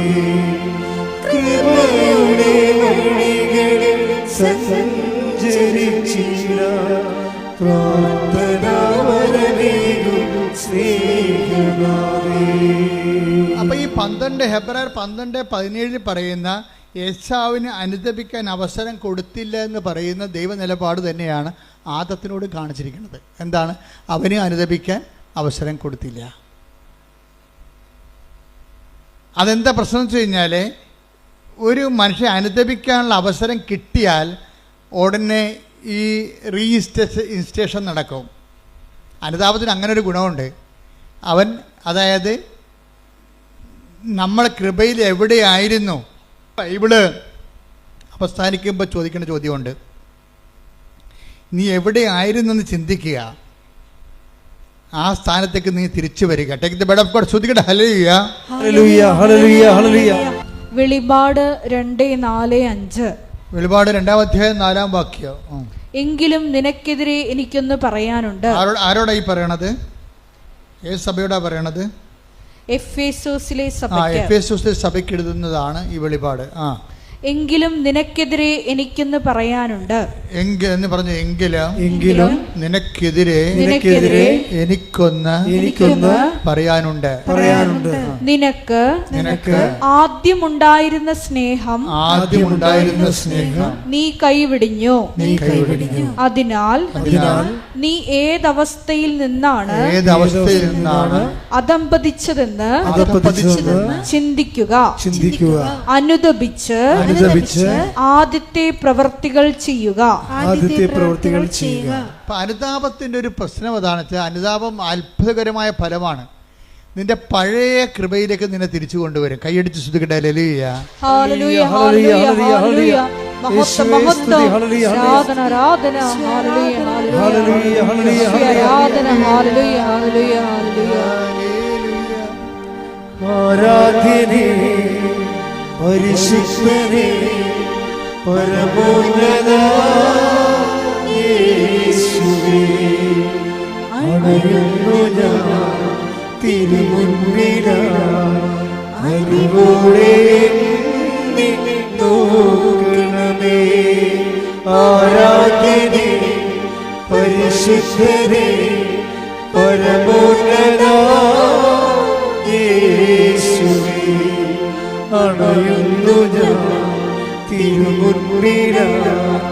അറിവോടെ എന്നെ നോക്കണമേ. അതായത് കൃപ പുനരുദ്ധരിക്കാനുള്ള ആദ്യ നടപടി എന്ന് പറയുന്നത് അനുതാപമാണ്. ഒരുപക്ഷെ ഞാൻ പറയും അവസാന നടപടി അത് തന്നെയാണ്. നമ്മൾ സ്നേഹമുള്ള ദൈവത്തോട് കഴിഞ്ഞ ദിവസങ്ങളിലെ ദൈവത്തിൻ്റെ സ്നേഹം പറഞ്ഞപ്പോഴാണ് ഒരു രസമുണ്ടായി. ഇപ്പം ഞാനെൻ്റെ മുറി ഇരിക്കിയിരുന്നു. അപ്പോൾ ഒരു ഈച്ച വന്നിട്ട് എൻ്റെ മുഖത്തടിക്കുന്നുണ്ട്. എൻ്റെ മുറിയിൽ അങ്ങനെ ഈച്ച കയറേണ്ട കാര്യമില്ല. പിന്നെ ആരെങ്കിലും ഇവരൊക്കെ കിച്ചൻകാർ കാപ്പിയും കൊണ്ട് കയറുമ്പോൾ അതിൻ്റെ കൂടെ കയറി പോരണം. അപ്പോൾ എനിക്കാണെങ്കിൽ ഭയങ്കര അലർജിയാണ് ഈ ഈച്ചയെ കാണുന്നത്. ഈച്ച വന്നിട്ട് എൻ്റെ നെറ്റിക്കടിച്ചുകൊണ്ടിരിക്കുകയാണ്. അപ്പോൾ ഞാനിങ്ങനെ തട്ടി കളയുന്നുണ്ട്. പിന്നെയും ഞാൻ ഇരുന്നുകൊണ്ട് എഴുതുകയോ വരയ്ക്കുകയൊക്കെ വായിക്കുകയൊക്കെ ചെയ്യുന്നുണ്ട്. പിന്നെ ഈച്ച ചെവിയെ വന്നിരിക്കും. അപ്പോൾ ഇവിടെ കൊടുക്കും അടി. അപ്പോൾ പിന്നെ ഈച്ച ഇവിടെ വന്നിരിക്കും. ഈച്ചയുടെ അവസ്ഥ അറിയാമല്ല, ഒരു ബുദ്ധിയും പോലും ഇല്ലാത്ത സാധനം. അത് നമ്മളെ ടാർഗറ്റ് ചെയ്താൽ പിന്നെ നമ്മളേക്കൊന്നും പോകത്തില്ല. അപ്പോൾ എനിക്കാണെങ്കിൽ വിറഞ്ഞിരിക്കുകയാണ്. അപ്പം ഞാനുടനെ വിറഞ്ഞാലും ഞാൻ കർത്താവിനെ വിളിക്കും. ഞാൻ പറഞ്ഞു, കർത്താവേ ഈ സാധനം ചത്ത് വീഴണമെന്നുണ്ടെങ്കിൽ ഇപ്പം ചത്ത് വീഴണം, ഒറ്റടി വെച്ച് കൊടുക്കും. എൻ്റെ നെറ്റിക്ക് വന്നിരിക്കുമ്പോൾ ഞാൻ കർത്താവിനോട് പറയണതാണ്. ഇപ്പം കർത്താവിടെ ഇരിപ്പുണ്ടല്ല, ഇപ്പോൾ മേമ്പൊടി ഈ ആൾക്കാരിങ്ങനെ കൊച്ചു കഥ പറഞ്ഞവർ പറയുകയില്ല, ഉള്ള സത്യമേ പറയത്തുള്ളൂ. അതായത് ഞാൻ എൻ്റെ നെറ്റിക്ക് വന്നിരുന്നപ്പോൾ ഞാൻ പറഞ്ഞു, കർത്താവേ ഞാൻ എന്നെ അടിക്കാൻ പോവുകയാണ്, ഇത് ചത്ത് വീഴണത് ആണ് നിൻ്റെ തിരുമനസ്സെങ്കിൽ ഇപ്പം ചത്ത് വീഴണമെന്ന് പറയും. ഞാൻ ഒറ്റ അടി വെച്ച് കൊടുത്ത് എൻ്റെ കണ്ണട 2 കഷ്ണമായിപ്പോയി. എന്തിപ്പോൾ അറിയാനാണ്. ഞാനും മനോജും ഡ്രൈവറും കൂടി ഉടനെ കണ്ണടയും പിടിച്ച് അത് ഉണ്ടാക്കിയ സ്ഥലത്തേക്ക് പോയി, ചേർത്തല വാങ്ങിച്ച സ്ഥലത്തേക്ക്. ഞാൻ 2 കഷ്ണമായി പോയി നിങ്ങൾ തന്ന കണ്ണട. ഞാൻ അടിച്ചതാണെന്നുള്ളതാണ് സത്യമാണ്. ഞാൻ അവരുടെ അത് മറച്ചൊന്നും വെച്ചില്ല. പക്ഷേ ഈ കണ്ണട എന്തെങ്കിലും ചെയ്യാൻ പറ്റുമോ, അതോ വേറെ കണ്ണട വാങ്ങിക്കണമെന്ന് ചോദിച്ചപ്പോൾ അവർ പറയണത് ഇത് ഞങ്ങളുടെ കണ്ണട അല്ലെന്ന്. അപ്പോൾ എനിക്ക് ഭയങ്കര ഡൗട്ടാണ്, ഇതെന്ത് പരിപാടി. എനിക്കാണെങ്കിൽ കുറേ ദിവസമായിട്ട് കണ്ണ് കഴക്കുകയൊക്കെ ചെയ്യുന്നുണ്ട്. ഇത് ഈ കണ്ണട വെച്ചിട്ടും എനിക്ക് കണ്ണ് കാണാനൊന്നും പറ്റണില്ല. ഞാൻ അലസത്തേനോട് ചോദിക്കുകയായിരുന്നു ഒരു ദിവസം, അച്ഛൻ എന്താ 2 കണ്ണടയും വെച്ചുകൊണ്ടിരിക്കണമെന്ന്. അതാണ് അലസത്തിന്. അതേ പോകുമ്പോൾ ഞാൻ 2 കണ്ണടയും വെച്ചുകൊണ്ടിരിക്കുകയാണ്. എന്താ കാര്യം, ഒരു കണ്ണട ഓൺലൈനിൽ വരുത്തിച്ച് ഒരു ഈ റീഡിങ് ക്ലാസ്, ഈ ക്ലാസ്സിൻ്റെ കൂടെ വേറൊരു റീഡിങ് ക്ലാസ് കൂടി വെച്ചിട്ട് പോലും അക്ഷരങ്ങൾ ഡബിളായിട്ട് കാണുന്നു. എന്നാലും വേറെ മാർഗ്ഗമൊന്നുമില്ല, കാശ് കൊടുത്ത് മേടിച്ചതല്ലേ, ഇത്രയും നാളല്ലേ അയാൾ മേടിച്ചിട്ട്. ഇനി ഇത് നമ്മൾ പെട്ടെന്ന് വേറെ മേടിക്കുമ്പോൾ ധാരാളിത്തമായി പോകത്തില്ലേ. അതുകൊണ്ട് കണ്ണ് കഴിച്ചെങ്കിലും ഞാൻ കരു അടിച്ചെങ്കിലും ഇങ്ങനെ സഹിച്ചിരിക്കുമ്പോഴാണ് ഈച്ച വരുന്നത്. കൊടുത്തനടി 2 കഷ്ണം. അപ്പോൾ അവർ പറഞ്ഞു, അച്ഛ ഇത് ഞങ്ങൾ തന്ന കണ്ണടയാണിത്, പക്ഷെ 6 കൊല്ലം മുമ്പ് തന്നതാണ്. അച്ഛൻ 4 മാസം മുമ്പ് ഒരു കണ്ണട ഇവിടുന്ന് വാങ്ങിച്ചിട്ടുണ്ട്. അത് ശരിയാ, അതാണ് ഇതെന്നും പറഞ്ഞ് ഞാൻ വെച്ചോണ്ട് നടക്കണത്. രതീഷ് പറ്റിച്ച പണിയാണ്. ഞാൻ അമേരിക്കയെ ധ്യാനിപ്പിക്കാൻ പോയപ്പോൾ രതീഷ് ഒരു കണ്ണട എടുത്ത് എൻ്റെ ബാഗിൽ വെച്ച് തന്ന്. അതുകൊണ്ട് ഞാൻ അവിടെ കൊണ്ടുപോയി നിർത്തിയപ്പോൾ എൻ്റെ കണ്ണൊക്കെ കഴക്കുന്നുണ്ട്. തിരിച്ചത് തന്നെ കൊണ്ടുപോയി. എനിക്കറിയാൻ പാടില്ല, ഞാനോട് ഇത് തന്നെ എനിക്ക് നമ്മൾ വാങ്ങിച്ച കണ്ണടയെന്ന് പറഞ്ഞ് നടക്കുകയാണ്. അപ്പോൾ അതുകൊണ്ട് തിരിച്ചു വന്നപ്പോൾ അത് വെച്ചിട്ട് നടക്കുകയാണ്. കണ്ണാണെങ്കിൽ കണ്ണ് കാഴ്ച പോവുകയും ചെയ്തുകൊണ്ടിരിക്കുകയാണ്. പക്ഷേ ഇത് ഇനി മുന്നോട്ട് പോകുന്നത് ശരിയല്ലെന്ന് അമ്മയ്ക്ക് മനസ്സിലായി. അതുകൊണ്ട് ഈ സാധനം അടിച്ച് പൊട്ടിച്ച്. പക്ഷേ കണ്ണട ചെന്നപ്പോൾ കടയിൽ ചെന്നപ്പോൾ അവർ പറയാണ്, ഇത് ഞങ്ങൾ തന്ന 6 കൊല്ലം മുമ്പ് തന്ന കണ്ണടയാണ്. അച്ഛൻ്റെ കണ്ണൊന്ന് ടെസ്റ്റ് ചെയ്യണമെന്ന് കണ്ണ് ടെസ്റ്റ് ചെയ്തപ്പോൾ പറഞ്ഞ് ഈ ടെസ്റ്റെല്ലാം മാറിയിരിക്കുകയാണ്. അച്ഛൻ്റെത് കണ്ണിൻ്റെ പവർ കൂടിയിട്ടുണ്ട്. ഇത് 6 കൊല്ലം മുമ്പുള്ള പവറാണിത്. അവിടെ ഒരു രജിസ്റ്റർ ഉണ്ട്. ഇപ്പോഴത്തെ വേറെയാണ്. ഇപ്പോഴത്തെ കണ്ണടയ്ക്കുള്ള ടെസ്റ്റ് അച്ഛൻ 4 മാസം മുമ്പ് നടത്തിയതിൻ്റെ കണ്ണട തന്നിട്ടുണ്ട്. അതിവിടെ ഉണ്ട്, നോക്കാൻ പറഞ്ഞ്. ഇവിടെ ഒന്ന് നോക്കിയപ്പോൾ ഉണ്ട്, സ്റ്റോറിൽ അത് ഇരിപ്പുണ്ട്. ആ പുതിയ കണ്ണട മേടിച്ചിട്ട് സ്റ്റോറിൽ ഇരിപ്പുണ്ട്. പഴയ കണ്ണടയെ വെച്ച് കണ്ണും കടച്ച് നടക്കുകയാണ് ഞാൻ. അതുകൊണ്ട് തന്നെ ഈച്ച അല്ലാതെ മാതാവ് ഒരു പണി ചെയ്തിരിക്കണത് എന്താണ്, ഞാൻ കണ്ണട മാറ്റുകയെന്ന് അമ്മയ്ക്കറിയാം. കാരണം കാശ് കൊടുത്ത് മേടിച്ച സാധനം മാറ്റുകയില്ല. അത് കണ്ട് ഈ സാധനം തല്ലിപ്പൊട്ടിച്ചാൽ മാത്രമേ ആ പഴയ കണ്ണെടുത്ത് വെക്കത്തുള്ളൂ, കണ്ണട അന്വേഷിക്കത്തുള്ളൂ. നോക്കിയേ, ദൈവം എന്തുമാത്രമാണ് മനുഷ്യനെ സ്നേഹിക്കണത്. ഇത് നിങ്ങളുടെ എല്ലാ ജീവിതത്തിലുണ്ട്. ഒരു കാര്യം പോലും, നിങ്ങളുടെ നിസ്സാര കാര്യം പോലും നമുക്ക് ഈ അനുതാപം ഉണ്ടാകുന്നത് എങ്ങനെയാണ്? ദൈവസ്നേഹത്തെക്കുറിച്ച് അനുഭവിച്ച് കഴിയുമ്പോഴാണ് ഇത്ര നല്ല ദൈവത്തോട് ഞാൻ അപരാധം, ആ വാക്ക് കേട്ടില്ല എന്ന് നോക്കണം. അവിടെ ഒരു അനുതാപം. അപ്പം അനുതാപം ഓട്ടോമാറ്റിക്കായിട്ട് ഉണ്ടാകത്തില്ല. എങ്ങനെ ഉണ്ടാകും? ദൈവസ്നേഹം കൂടണം. ഒന്ന് പ്രാർത്ഥിച്ചേ. കർത്താവായ ദൈവമേ, കർത്താവായ ദൈവമേ, എനിക്ക് എനിക്ക് അനുതാപം ഉണ്ടാകാൻ ആവശ്യമായ ദൈവസ്നേഹത്താൽ എന്നെ അഭിഷേകം ചെയ്യണമേ. ദൈവസ്നേഹത്താൽ എന്നെ അഭിഷേകം ചെയ്യണമേ. ശ്രുതികട ഹല്ലേലൂയ. മഹത്വം മഹത്വം, ആരാധന ആരാധന. ഹല്ലേലൂയ ഹല്ലേലൂയ.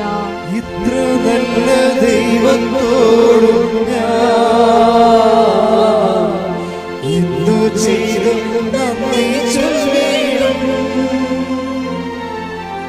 എന്റെ കൊച്ചു ജീവിതത്തെ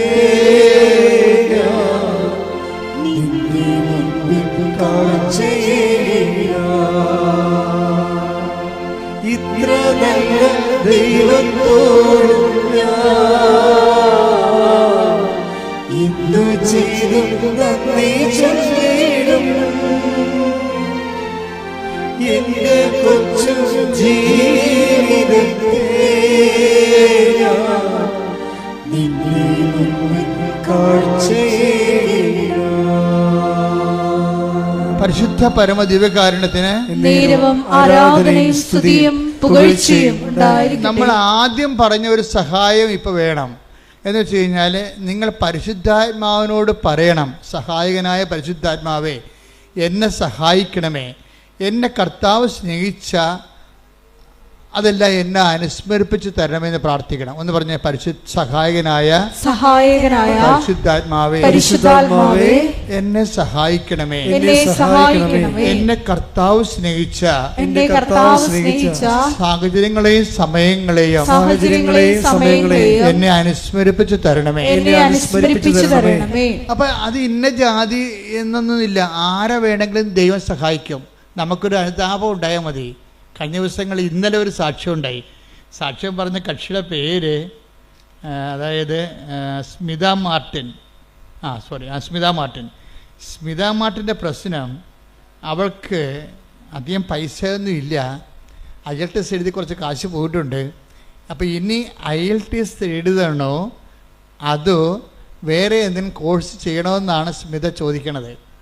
അപ്പോൾ അത് ഓഫീസിൽ നിന്നും പറഞ്ഞ് ഞങ്ങൾക്കൊരു ചീട്ട് വേണം, അച്ഛനെ കാണണം, അച്ഛനോട് ചോദിക്കണം IELTS എഴുതണോ അതോ ഞങ്ങൾ വേറെ വല്ല കോഴ്സും ചെയ്യണം, മെസ്സേജ് എടുക്കണമെന്ന് പറഞ്ഞു. അപ്പോൾ സ്മിതയ്ക്ക് ഉടമ്പടി ഇല്ലാത്ത കൊണ്ട് ഓഫീസിൽ നിന്ന് പറഞ്ഞ് നീ ഉടമ്പടി എടുത്തിട്ടില്ലല്ലോ, നീ 18 വയസ്സ് കഴിഞ്ഞതല്ലേ, നീ ആദ്യം ഉടമ്പടി എടുത്ത് കഴിഞ്ഞതിന് ശേഷം നമുക്ക് ഈ വിഷയം സംസാരിക്കാമെന്ന് പറഞ്ഞു. അവൾ ഉടമ്പടി എടുത്തു കഴിഞ്ഞപ്പോൾ അവളുടെ അമ്മയ്ക്ക് ഉടമ്പടി ഉണ്ട്. പക്ഷേ ഇത് ഇവളുടെ പ്രൈവറ്റ് കേസായത് കാരണം അവൾക്ക് വയസ്സ് 18 കഴിഞ്ഞ കാരണം ഉടമ്പടി എടുക്കാൻ ബാധ്യതയാണ്. അപ്പോൾ അവൾ ഉടമ്പടി എടുത്ത് കഴിഞ്ഞപ്പോൾ ഉടനെ വീണ്ടും പറഞ്ഞു നമുക്കിനി മെസ്സേജ് ചോദിക്കാമല്ലോ എന്ന് പറഞ്ഞ്. അപ്പോൾ അവർ പറഞ്ഞു നിങ്ങളുടെ കയ്യിൽ ഹോൾ ടിക്കറ്റ് ഇല്ലല്ലോ, ഹോൾ ടിക്കറ്റ് ഉണ്ടെങ്കിലല്ലേ അച്ഛൻ്റെ അടുത്ത് വരാൻ പറ്റത്തോ, രേഖ വേണ്ടേ. അപ്പോൾ ഹോൾ ടിക്കറ്റ് വരുമ്പോൾ വരാം. അപ്പോൾ എന്തിൻ്റെ ഹോൾ ടിക്കറ്റാണ് അറിയത്തില്ല, എങ്ങനെ അറിയും. അപ്പോൾ പറഞ്ഞ് അപ്പോൾ അമ്മയും മകളും കൊണ്ട് ഇരുന്നിട്ട് ഡിസ്കസ് ചെയ്യേ. അമ്മയും മകളും കൊണ്ട് ഡിസ്കഷന് എങ്ങനെയാണ് നമ്മൾ IELTS എടുക്കണം. അപ്പോൾ അവൾ പറഞ്ഞ് അമ്മ പറയണം ഞാൻ എടുത്തോളാം, കാര്യം കാശ് കുറേ ചിലവാകും, 30-35,000 രൂപ ചിലവാകും. അപ്പോൾ അമ്മ പറയും ഇനിയും കാശ് കളയാൻ ഞാൻ കുടുംബത്തിലുണ്ട്. അപ്പോൾ അമ്മ പറയാതെ ഞാൻ എടുക്കത്തില്ല, അപ്പനോട് ചോദിക്കണ്ടേ. അപ്പോൾ പറഞ്ഞ് നമ്മൾ ജയിക്കുമെങ്കിൽ എടുത്താൽ മതിയല്ലേ, ഇത് നമ്മൾ ജയിക്കുമെങ്കിൽ IELTS എടുത്താൽ മതിയല്ലേ, വെറുതെ കാശുകളുടെ കാര്യമുണ്ട്. അത് മകൾ ചോദിക്കുകയാണ്. അപ്പോൾ അമ്മ പറയും എടി നമ്മൾക്ക് കുറച്ച് കഴിയുമ്പോൾ അമ്മ നമ്മളോട് പറയും എന്തെടുക്കണമെന്ന്, നീ നോക്കിക്കൂ എന്ന് പറയും. നീ നോക്കിക്കോ. അപ്പോൾ അമ്മയ്ക്ക് ദർശനവരം കിട്ടി ഉടനെ. അതാ പറയണത്, ഈ ദർശനവരം എന്നൊക്കെ പറയണത് നിങ്ങൾ ഓർക്കണം, ദൈവത്തെ ആത്മാർത്ഥവും അനുതാപത്തെ അന്വേഷിക്കുന്ന എല്ലാവരെയും ദൈവം സഹായിക്കും. നമ്മുടെ വിഷയം സഹായമല്ലേ. അപ്പം തന്നെ പരിശുദ്ധാത്മാവ് അമ്മയെ സഹായിച്ചു. അമ്മയ്ക്കൊരു ബോധ്യം കിട്ടി. അമ്മ ഉടനെ പറഞ്ഞു നീ നോക്കിക്കോ, കുറച്ച് കഴിയുമ്പോൾ നോക്കിക്കോ, നീ എടുക്കേണ്ട വിഷയം പരിശുദ്ധ അമ്മ കൃപാസൻ മാതാവ് തന്നെ പരിശുദ്ധാത്മാവിന് നമ്മളോട് സംസാരിക്കുമെന്ന് പറഞ്ഞു. അപ്പോൾ ഉടനെ ഇവൾ പറഞ്ഞ് എനിക്ക് മനസ്സിലായി, എന്നോടും അമ്മ പറഞ്ഞായിരുന്നെന്ന് പറഞ്ഞു. അപ്പം നീ പറഞ്ഞു നിന്നോട് എന്താ അമ്മ പറഞ്ഞത്? അല്ല അമ്മയോട് എന്താ പറഞ്ഞത്? അപ്പോൾ എന്നോട് പറഞ്ഞത് ഇപ്പം നീ ഉടമ്പടി എടുത്ത് താഴെ വന്നിട്ട് മാതാവിന് അവിടെ പോകുകയല്ലേ, പ്രദക്ഷിണത്തിന് പോകുകയല്ലേ, അപ്പം മാതാവിന് നിൻ്റെ കൈ കിട്ടിയാൽ അതിൻ്റെ അർത്ഥം നീ IELTS എടുക്കണമെന്നാണ്. അതാണ് അമ്മക്ക് കിട്ടിയ വെളിപാട്. ഉടനെ ഇവൾ പറയും എനിക്കും കിട്ടിയത് അതാണ് അമ്മ എന്ന് പറയും മാതാവിന്. പക്ഷെ മാതാവിനെ കിട്ടാൻ പാടാണ്. 25 പേരുണ്ട് ആ ഗ്രൂപ്പിൽ. 25 പേരിലെ ഇവൾക്ക് ലോട്ട് ഇവളെടുക്കണ ലോട്ടിൻ്റെ അകത്ത് മാതാവ് ഉണ്ടാകണം. ആ ഒരൊറ്റ തെളിവേ ഉള്ളൂ. അപ്പോൾ ഇവർ ചെന്ന് ഇവളുടെ അമ്മ ഇവിടെ ഇരുന്ന് പ്രാർത്ഥിക്കുന്നു. അവൾ അവിടെ സ്റ്റേജിൽ പോയി ലോട്ട് കിട്ടിയപ്പോൾ ഇവൾക്ക് മാതാവിനെ കിട്ടി. അപ്പോഴേ എന്ന് വെച്ച് കഴിഞ്ഞാൽ അത് മാതാവിനെ പിടിച്ചുകൊണ്ട് മുത്തുക്കോടയുടെ താഴെക്കൂടി വരണമ്പോൾ അമ്മ ഇങ്ങനെ ഇവിടെ ഇരുന്ന് വെച്ചാൽ അങ്ങോട്ട് തിരിഞ്ഞു നോക്കിയപ്പോൾ മകളുടെ കൈ മാതാവ് ഇരിക്കണം. എൻ്റെ അമ്മയെന്നും പറഞ്ഞ് ഇവർ പെശര് പോലെ ഓടിച്ചെന്ന് മാതാവിനെ കെട്ടിപ്പിടിച്ചു ഉമ്മ വെച്ച്. അമ്മേ ഞങ്ങളെ വിട്ടുപോയിട്ടില്ലല്ലേ? അപ്പോൾ പറഞ്ഞു ഇനി എത്ര 1000 രൂപ പോയാലും കുഴപ്പമില്ല, നമ്മളായിട്ട് പാസ്സാകുന്നു. അതാ വിഷയം. അത് തീരുമാനം കണ്ട ഇത് അന്തർദർശനമെന്ന് പറയും. അന്നാളുകളിൽ നിങ്ങളുടെ യുവാക്കന്മാർ ദർശനങ്ങൾ കാണുമെന്ന് പറഞ്ഞില്ലേ? പിതാക്കന്മാർക്ക് സ്വപ്നങ്ങൾ ഉണ്ടാകുമെന്ന്. അതാണ് പരിശുദ്ധാത്മാവിന്റെ പ്രവർത്തനമാണത്. ഒന്ന് പോലെ എടുത്ത് take the word of God ശ്രദ്ധിക്കണ്ട. ഹല്ലേലൂയ. ജോയൽ 2:28. ജോയൽ 2:28. അന്ന് ഇങ്ങനെ സംഭവിക്കും. അന്ന് ഇങ്ങനെ സംഭവിക്കും. എല്ലാവരുടെയും മേൽ എന്റെ ആത്മാവിനെ ഞാൻ വർഷിക്കും. നിങ്ങളുടെ പുത്രന്മാരും പുത്രിമാരും പ്രവചിക്കും. നിങ്ങളുടെ വൃദ്ധന്മാർ സ്വപ്നങ്ങൾ കാണും. യുവാക്കൾക്ക് ദർശനങ്ങൾ ഉണ്ടാകും. അപ്പൊ ഇതെന്ന് പറയുന്നത് സഹായമാണ്. നമ്മുടെ സബ്ജക്റ്റ് സഹായമല്ലേ? അപ്പോൾ ഒരു കൺഫ്യൂഷൻ വന്നപ്പോൾ ദൈവം നമ്മളെ സഹായിക്കുകയാണ്. അപ്പം സഹായിക്കണ ഉടമ്പടിയിലാണെങ്കിലുണ്ടല്ലോ സഹായം പെട്ടെന്നാണ് കിട്ടണത്. എന്താ കാര്യം? അപ്പം അമ്മയ്ക്കും മകൾക്കും ഒരേ സമയം തന്നെ ദർശനം കൊടുത്തു. ഞാനാണ് നിങ്ങളുടെ കയ്യിൽ വരണമെന്നുണ്ടെങ്കിൽ ഈ കാര്യത്തിൽ നിങ്ങളുടെ തീരുമാനം കറക്റ്റായിരിക്കുമെന്ന്. പക്ഷേ ഇവൾ തോറ്റുപോകും IELTS എഴുതി. അപ്പം ഇവർക്ക് അപ്പനെയും മകൾക്കും അമ്മയ്ക്കും എല്ലാം സങ്കടം. പക്ഷേ അപ്പം പറയും നോ നോ നോ, അമ്മ പറഞ്ഞിട്ടല്ലേ നമ്മൾ IELTS എടുത്തത്. അപ്പം നിങ്ങളിങ്ങനെ വിശ്വാസിച്ച് നിൽക്കണ കാണുമ്പോൾ ഒരാൾ വന്ന് ചോദിക്കും എന്താ സങ്കടം ഇങ്ങനെ IELTS തോറ്റു എന്ന് പറയാം. തോറ്റു എന്ന് പറയുമ്പോൾ അത് റീവാലുവേഷൻ കൊടുത്താൽ പോരെ. അപ്പോൾ റീവാലുവേഷൻ ഉണ്ടാകും കൊടുക്കുക. അതിവർക്ക് അറിയത്തില്ല. എല്ലാവർക്കും അറിയാം, പക്ഷേ ഇവർക്ക് അറിയത്തില്ല റീവാലുവേഷൻ കൊടുക്കണമെന്ന്. റീവാലുവേഷൻ കൊടുക്കണമെങ്കിൽ പിന്നെ അത്രയും കാശ് തന്നെ അടക്കണം. അത്രയും അടക്ക് വീണ്ടും നമ്മൾ ഈ പേപ്പർ അല്ലെങ്കിൽ സൈറ്റ് നോക്കാൻ കൊടുക്കണം. അപ്പോൾ അത്രയും പൈസ അടച്ചിട്ട് അപ്പം പറയും കുഴപ്പമില്ല, മാതാവാണല്ലേ നമ്മളോട് IELTS എടുക്കാൻ പറഞ്ഞത്, അതുകൊണ്ട് റീവാലുവേഷൻ കൊടുക്കുമ്പോൾ ഇപ്പം നീ എഴുതിയപ്പോൾ തോക്കുമെന്ന് ഉറപ്പല്ലേ? എഴുതിയപ്പോൾ തോറ്റു. ഇനി നീ റീവാലുവേഷൻ ജയിക്കുകയാണെങ്കിൽ അതിൻ്റെ അർത്ഥം എന്താണ്? Not by merit but by grace. അതിൻ്റെ കഴിവല്ല, അമ്മയുടെ കൃപയാണെന്ന്. അതുപോലെ റീവാലുവേഷൻ കൊടുത്തു കഴിഞ്ഞപ്പോഴുണ്ട് അവൾ ജയിച്ച്. അപ്പോൾ ഇതൊരു സ്റ്റോറിയാണ് ശരിക്കും പറഞ്ഞാൽ. അതായത് ഉടമ്പടി എന്ന് ഓരോ ഉടമ്പടിയും ഓരോ ദൈവാനുഭവത്തിൻ്റെ സുവിശേഷമാണ് എല്ലാം. പക്ഷേ ഇത് ഫോളോ ചെയ്യുമ്പോൾ നമ്മളെപ്പോഴും ശ്രദ്ധിക്കേണ്ടത് ഒരു ഇൻറ്റേരിയം പീരീഡിന് വേണ്ടിയുള്ള ഒരു അഡ്ജസ്റ്റ്മെൻറ്റായിട്ട് ദൈവമായിട്ട് നിങ്ങൾ നീങ്ങിയാൽ ഇതുപോലെയുള്ള വലിയ കാര്യങ്ങൾ ദൈവമായിട്ട് നിങ്ങളായിട്ട് ചെയ്യത്തില്ല. ഇതിപ്പോൾ ദർശനങ്ങളിലേക്ക് പോയില്ല, അവർ പ്രവചനങ്ങളിലേക്കും ദർശനങ്ങളിലേക്കും പോകണില്ല. എന്തായാലും വലിയ കാര്യങ്ങളാണ്. ഇതിന് വലിയ കാര്യങ്ങളെന്നാണ് പറയണത്. ഞാൻ എൻ്റെ പിതാവിനോട് ചോദിക്കുകയും ഇതിനേക്കാൾ വലിയ കാര്യങ്ങൾ നിങ്ങൾ കാണുകയും ചെയ്യും. Take the word of God ശ്രദ്ധിക്കട്ടെ. ഹല്ലേലൂയ ഹല്ലേലൂയ ഹല്ലേലൂയ ഹല്ലേലൂയ ഹല്ലേലൂയ യേശുവേ നന്ദി. ഹല്ലേലൂയ ഹല്ലേലൂയ ഹല്ലേലൂയ ഹല്ലേലൂയ ഹല്ലേലൂയ. യോഹന്നാൻ 1:50. യോഹന്നാൻ 1:50. യേശു പറഞ്ഞു അത്തിമരത്തിന്റെ ചുവട്ടിൽ നിന്നെ കണ്ടു എന്ന് ഞാൻ പറഞ്ഞതുകൊണ്ട് നീ എന്നിൽ വിശ്വസിക്കുന്നു. അല്ലേ? എന്നാൽ ഇതിനേക്കാൾ വലിയ കാര്യങ്ങൾ നീ കാണും. Praise the Lord. അതായത് സ്വർഗീയമായ കാര്യങ്ങളെക്കുറിച്ചാണ് പിന്നീട് സംസാരിക്കുന്നത്. അപ്പം സ്വർഗീയമായ മേഖലയിലെ അതുപോലെ തന്നെ പ്രവചനങ്ങൾ, ദർശനങ്ങൾ, സ്വപ്നങ്ങൾ ഒക്കെ തുടങ്ങിക്കഴിഞ്ഞാൽ നീ ഉടമ്പടിയുടെ 2ാം ഘട്ടത്തിലേക്ക് പ്രവേശിക്കുന്നതിൻ്റെ അർത്ഥം. ഇപ്പോൾ ഒരു മകള് ഇന്നലെ ഒരു സാക്ഷ്യം പറഞ്ഞത് അവളുടെ കോളേജിൻ്റെ അമ്മ ഉടമ്പടി എടുത്തപ്പോൾ തന്നെ കോളേജിൻ്റെ വാതിക്കൽ മഴവില്ല് തെളിഞ്ഞു നിൽക്കുന്നത്. അവൾ ഉടനെ മൊബൈൽ എടുത്തിട്ട് അമ്മയ്ക്ക് അയച്ചു കൊടുത്തു, അമ്മേ ഉടമ്പടി എടുത്തല്ലേ, ദേ അമ്മ മഴവില്ലുമായി എൻ്റെ മുമ്പിൽ നിൽക്കണമെന്ന്. അതായത് അടയാളം കണ്ടുകൊണ്ടേയിരിക്കും, വലിയ കാര്യങ്ങൾ ഇങ്ങനെ കണ്ടുകൊണ്ടേയിരിക്കും. അതുകൊണ്ട് ഇപ്പോൾ ബൈബിൾ എപ്പോഴും പറയണത് കാണുന്ന കാര്യങ്ങൾ വളരെ സീരിയസ് ആണ്, അവനെ കേൾക്കുന്ന കാര്യങ്ങളും. ഉടമ്പടിക്ക് രണ്ടുമുണ്ട്.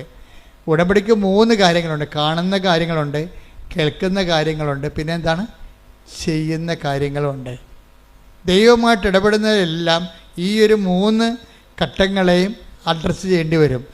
കാണുന്ന കാര്യങ്ങൾ, കേൾക്കുന്ന കാര്യങ്ങൾ, ചെയ്യുന്ന കാര്യങ്ങൾ. എന്താ കാര്യം വെച്ച് കഴിഞ്ഞാൽ സാക്ഷ്യത്തിൻ്റെ അകത്തെല്ലാം ഇതെല്ലാം സാക്ഷ്യത്തിലേക്ക് നമ്മൾ നയിക്കണമെങ്കിൽ ഈ 3 കാര്യങ്ങളും ഒരുമിച്ച് കൺകർ ചെയ്യേണ്ടി വരും. അപ്പോൾ നിങ്ങളെന്ന് വെച്ചാൽ പ്രാർത്ഥന മാത്രം കൊണ്ടിരുന്ന സാക്ഷ്യം ഉണ്ടാകത്തതെന്നായി പറയണതിൻ്റെ അർത്ഥം പിടിയാ. നിങ്ങൾക്ക് പലർക്കും അബദ്ധം പറ്റണത് ചുമ്മാ ഇത് പ്രാർത്ഥനയാക്കി മാത്രം കളയും. പ്രാർത്ഥനയല്ല, പിന്നെ എന്താണ്, അതിൻ്റെ അകത്ത് പ്രവർത്തനങ്ങളുണ്ട്, പ്രഖ്യാപനങ്ങളുണ്ട്. ശ്രുതിയുടെ മക്കളെ യേശുവേ സ്തോത്രം. ഹല്ലേലൂയ. 2 രാജാക്കന്മാർ 2:21 എടുത്ത്. 2 രാജാക്കന്മാർ 2:21. 2 രാജാക്കന്മാർ 2:21. അവൻ ഉറവയ്ക്കടുത്തു ചെന്ന്, അതായത് ഇസ്രായേൽ ജനം വഴിമധ്യേ ഒരു ഉറവയിലെത്തിയപ്പോൾ അത് കുടിച്ചവർക്ക് ഭയങ്കര കയ്പ് തോന്നി. അതാണ് വിഷയം. വായിച്ചോളൂ. ഉപ്പ് അതിലിട്ടുകൊണ്ട് പറഞ്ഞു, കർത്താവ് അരുൾ ചെയ്യുന്നു, ഞാൻ ഈ വെള്ളം ശുദ്ധീകരിച്ചിരിക്കുന്നു. ഇനി ഇത് മരണത്തിനോ ഫലശൂന്യതയ്ക്കോ കാരണമാവുകയില്ല. അതായത് ഉപ്പിട്ട് കഴിയുമ്പോൾ എന്ത് പറയും, ഉപ്പ് ഇടണത് എന്താണ്, പ്രയോഗമാണ്. ആ പ്രയോഗത്തിൽ തന്നെ പ്രഖ്യാപനം ഇരിപ്പുണ്ട്. എന്താണ്, ഒന്നുകൂടി വായിച്ചേ. അവൻ ഉറവയ്ക്ക് അടുത്ത് ചെന്ന്, ആ വിഷം പിടിച്ച ഉറവയ്ക്ക് അടുത്ത് ചെന്നിട്ട്, വിഷമുള്ള ഉറവയ്ക്ക് അടുത്ത് ചെന്നിട്ട് അവൻ എന്ത് ചെയ്തു, ഉപ്പ് അതിലിട്ടുകൊണ്ട് പറഞ്ഞു, കർത്താവിന്റെ നാമത്തിൽ ഉപ്പിട്ടുകൊണ്ട് പറഞ്ഞു, എന്താണ്, കർത്താവ് അരുൾ ചെയ്യുന്നു, ഞാൻ ഈ വെള്ളം ശുദ്ധീകരിച്ചിരിക്കുന്നു. ഇനി ഇത് മരണത്തിനോ ഫലശൂന്യതയ്ക്കോ കാരണമാവുകയില്ല. അതായത് കർത്താവ് അരുളി ചെയ്യുന്നു, ഇതിന് മരണത്തിന് കാരണമാവുകയില്ല, ഫലശൂന്യതയ്ക്ക് കാരണമാവുകയില്ല എന്ന് പറഞ്ഞാൽ എന്താണ്, ഉപ്പ് ഇടണത് പ്രയോഗവും മരണത്തിന് കാരണമാവുകയില്ല എന്ന് പറയുന്നത് പ്രഖ്യാപനവുമാണ്, ദൈവത്തിലുള്ള പ്രഖ്യാപനവുമാണ്. ഇതുകൊണ്ടാണ് ചില ആൾക്കാർ പണ്ട് പല കാര്യങ്ങൾ ചെയ്യുമായിരുന്നു. പിന്നെ ആൾക്കാരത് ഓവറായിട്ട് ചെയ്യാൻ തുടങ്ങിയപ്പോഴാണ് ഞങ്ങൾ ഈ പത്രത്തിൻ്റെ കാര്യങ്ങളൊക്കെ ഒന്ന് സബ്സിഡാക്കി കളഞ്ഞത്. പക്ഷേ എന്നാലും ഉപ്പ് ഇപ്പോഴും ഇടുന്നുണ്ട് ആൾക്കാർ. മാവ് പൂത്തില്ലെന്ന് പറഞ്ഞു കഴിഞ്ഞാൽ ഉടനെ കൊണ്ടുപോയി അവർ ഉപ്പിട്ട് വിശ്വാസപ്രമാണം ചെല്ലും. ഇവിടെ ഞങ്ങളെ സംബന്ധിച്ചിടത്തോളം ഇവിടെ ഞങ്ങളെ തിരക്കാനോ പറയാനോ അന്വേഷിക്കാനോ ഞങ്ങളെ റെക്കമെൻഡ് ചെയ്യാനോ ആരുമില്ല എന്ന് പറഞ്ഞാൽ പരീക്ഷ ഹോളിലും ആൾക്കാർ കൊണ്ടുപോയി ഉപ്പ് പ്രയോഗിക്കും. എന്താ കാര്യം, കർത്താവ് അരുളി ചെയ്യുന്നു, എനിക്കിത് തോൽവിക്ക് കാരണമാകുകയില്ല, പ്രഖ്യാപനമാണത്. മനസ്സിലായില്ലേ? അപ്പോൾ ഇങ്ങനെ പക്ഷെ അങ്ങനെ എപ്പോഴും നമ്മൾ ശ്രദ്ധിക്കേണ്ടത്, ദൈവമായിട്ട് നമ്മൾ അമീക്കബിൾ റിലേഷനിലേക്ക് വന്നു, നമ്മൾ ദൈവമായിട്ട് ഒരു സംശയമില്ലാത്ത ഒരു ബന്ധം, സംശയമില്ലാത്ത എപ്പോഴും വരണത് ഉടമ്പടിക്ക് വേണ്ട വിശ്വാസം, സംശയമില്ലാത്ത വിശ്വാസം വരണം. പ്രീഡിയ, നിങ്ങൾക്ക് ഉടമ്പടിയിൽ ഈ പ്രഖ്യാപനം ഫലിക്കാത്തതിൻ്റെ കാരണം സംശയത്തിൻ്റെ കണ്ടൻ്റ് ഉള്ളത് കൊണ്ടാണ്. നിങ്ങൾ ഉപ്പൊക്കെ ഇടുകയെ, പക്ഷേ ചിലത് ഫലിക്കത്തില്ല. കാര്യം വെച്ച് കഴിഞ്ഞാൽ അതിൻ്റെ അകത്ത് സംശയത്തിൻ്റെ കണ്ടൻ്റ് ഉള്ളത് കൊണ്ടാണ്. അപ്പം അത് നിങ്ങളെപ്പോഴും ചെയ്യേണ്ട കാര്യം വെച്ചാൽ ഈ സംശയം നീക്കാൻ വേണ്ടി പ്രത്യേകം ആന്തരിക അഭിഷേകം, അനോയിൻറ്റഡ് ഫെയ്ത്ത് എന്ന് പറഞ്ഞൊരു ഫെയ്ത്തുണ്ട്. ബൈബിളിൽ വലിയ വിശ്വാസം എന്നൊക്കെ പറയും, പക്ഷേ അനോയിൻറ്റഡ് ഫെയ്ത്താണ്. എന്നുവെച്ചാൽ അതിൻ്റെ അകത്ത് 10% ഫെയ്ത്തായിരിക്കും. കണ്ടൻറ്റ് വൈസ് 100% ഫെയ്ത്ത് വിശ്വാസം തന്നെയായിരിക്കും. അതിൻ്റെ അകത്ത് സംശയം ഉണ്ടാകത്തില്ല. 10 ദിവസത്തിന് കുറച്ച് വിശ്വാസം ഉണ്ടെങ്കിലും പക്ഷെ പെട്ടെന്ന് കാലം നനഞ്ഞപ്പോൾ കാറ്റ് പിടിച്ചപ്പോൾ പുള്ളി താഴെ പോയില്ലേ, ടക്കോതുമ്പോൾ താഴെ പോയി. അപ്പോൾ കർത്താവ് എന്താ ചോദിക്കണത്, അല്പവിശ്വാസി. അതാണ് ചോദിക്കണത്. എന്താണ് കാര്യം, സംശയിച്ചത്. Take the word of God, അല്പവിശ്വാസി. മത്തായി 14:31. മത്തായി 14:31. ഉടനെ യേശു കൈനീട്ടി അവനെ പിടിച്ചുകൊണ്ട് പറഞ്ഞു, അല്പവിശ്വാസി, നീ സംശയിച്ചതെന്ത്? അല്പവിശ്വാസി, നീ സംശയിച്ചതെന്ത്? അപ്പോൾ ഈ പ്രയോഗം നടത്തുന്നവരില്ലേ, കാശുരൂപത്തിൻ്റെ ഉപ്പിൻ്റെയും ഒക്കെ പ്രയോഗങ്ങൾ നടത്തുന്നവർ എപ്പോഴും ശ്രദ്ധിക്കേണ്ടത്, നിങ്ങൾ അതൊക്കെ ചെയ്യുന്നതിന് മുമ്പ് വിശ്വാസത്തിൻ്റെ അകത്ത് ആ വിശ്വാസം കണ്ടന്റ് അല്പം മാത്രമുള്ള വിശ്വാസമുണ്ട്, ബാക്കിയുള്ളതെല്ലാം എന്താണ് അല്പവിശ്വാസം എന്ന് പറഞ്ഞാൽ അർത്ഥം എന്താണ്? അല്പം മാത്രം വിശ്വാസം, ബാക്കിയുള്ളത് എന്താണ്? സംശയം. അതാണ് വിഷയം. അതാണ് അല്പവിശ്വാസി നീ സംശയിച്ചത് എന്ത്? അപ്പോൾ വിശ്വാസമുണ്ട്, പക്ഷെ ഒരു 30% 50% വിശ്വാസമുണ്ട്, പക്ഷെ 50% എന്താ ഉള്ളത്? സംശയമാണ്. ഇന്നലെ വേറെ ഒരു ലേഡി ഒരു സാക്ഷ്യം പറഞ്ഞിട്ടുണ്ട്. എന്ന് വെച്ച് കഴിഞ്ഞാൽ അവരുടെ സാക്ഷ്യം ജിസ്മി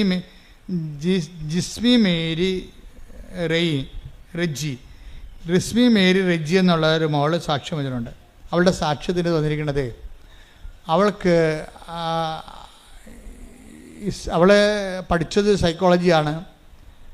പക്ഷെ ഒരു നിമിഷം ഉടമ്പടി എടുത്ത് കഴിഞ്ഞപ്പോൾ അവളുടെ അമ്മ ഉടമ്പടിയിലാണ്, പക്ഷേ സൈക്കോളജിയുടെ ഉപരിപഠനം എടുത്ത് ഡോക്ടറേറ്റ് എടുത്തിട്ട് കോളേജൊക്കെ പഠിപ്പിക്കുക, അല്ലെങ്കിൽ ആ മേഖലയിൽ കൗൺസിലിംഗ് ഒക്കെ എടുത്ത് പോവുക എന്നുള്ള ഉദ്ദേശമാണ് ഇവിടെ പണ്ട് മുതലെയുള്ള ഇവളുടെ ഒരു ആഗ്രഹമാണ്. പക്ഷേ കുറച്ച് കഴിഞ്ഞപ്പോൾ ഇവൾക്ക് ഒരു പെർപ്ലക്ഷൻ ഉണ്ടായി.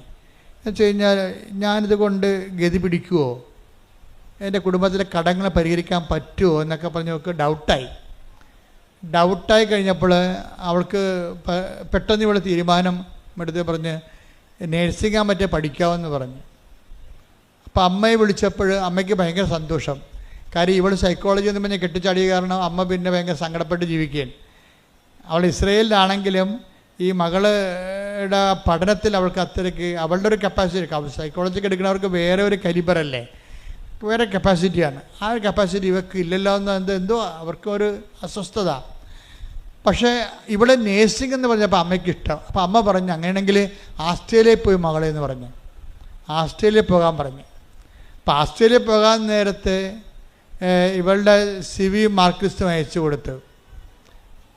പക്ഷേ ആദ്യമൊക്കെ ഇവൾ വിചാരിച്ച കോളേജിൽ കിട്ടാൻ വേണ്ടി ഇവൾ ഉടമ്പടി എടുത്തിട്ടുണ്ട്. പക്ഷേ ആ കോളേജിൽ കിട്ടണില്ല. പക്ഷേ പെട്ടെന്ന് ഈ ഉടമ്പടി എടുത്ത് പ്രെയർ തുടങ്ങിയപ്പോൾ തന്നെ ആസ്ട്രേലിയയിൽ നിന്ന് ഇവൾ പറഞ്ഞ കോളേജിൽ നിന്ന് ഇവർക്ക് ഒരു ഓഫർ ലെറ്റർ വന്ന് അത് ഓക്കെ ആയി. പിന്നെ ബാങ്ക് ലോണും ഒക്കെ ഓക്കെ ആയി.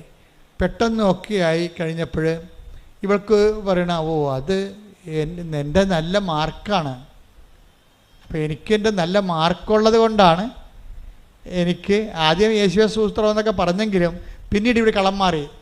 അങ്ങനെയാണല്ലോ ഈ പല ആൾക്കാർക്കും സംഭവിക്കുന്നത്. എന്ന് വെച്ച് കഴിഞ്ഞാൽ ഇവരിങ്ങനെ യേശുവേ സ്തോത്രം എന്നൊക്കെ പറയുന്നുണ്ടെങ്കിലും ഇവരുടെ അടിമനസ്സിൽ ഇവർ പറയും ഇത് എൻ്റെ കഴിവ് കൊണ്ടാണെന്ന് പറയും. ഇവർക്ക് അങ്ങനെ സംഭവിച്ചിരുന്നില്ല. ആരാണത്? അവളുടെ അതായത് ജുസ്മേരിക്ക് എന്താ പറയണത്? ഇത് എൻ്റെ മാർക്ക് ഹൈ മാർക്കല്ലേ, എബവ് 90 മാർക്കുണ്ട്, എബവ് 90% മാർക്കുണ്ട്. അപ്പോൾ എൻ്റെ മാർക്ക് കണ്ടിട്ട് അവർ മലന്ന് പോയി കാണും, അതുകൊണ്ടാണ് എനിക്ക് അഡ്മിഷൻ കിട്ടിയെന്ന് പറയുമ്പോൾ എന്ത് പറ്റി? ദൈവം ചെയ്ത് ദൈവം ഞൊട്ടി. കണ്ടാ സംഭവം കണ്ടാ?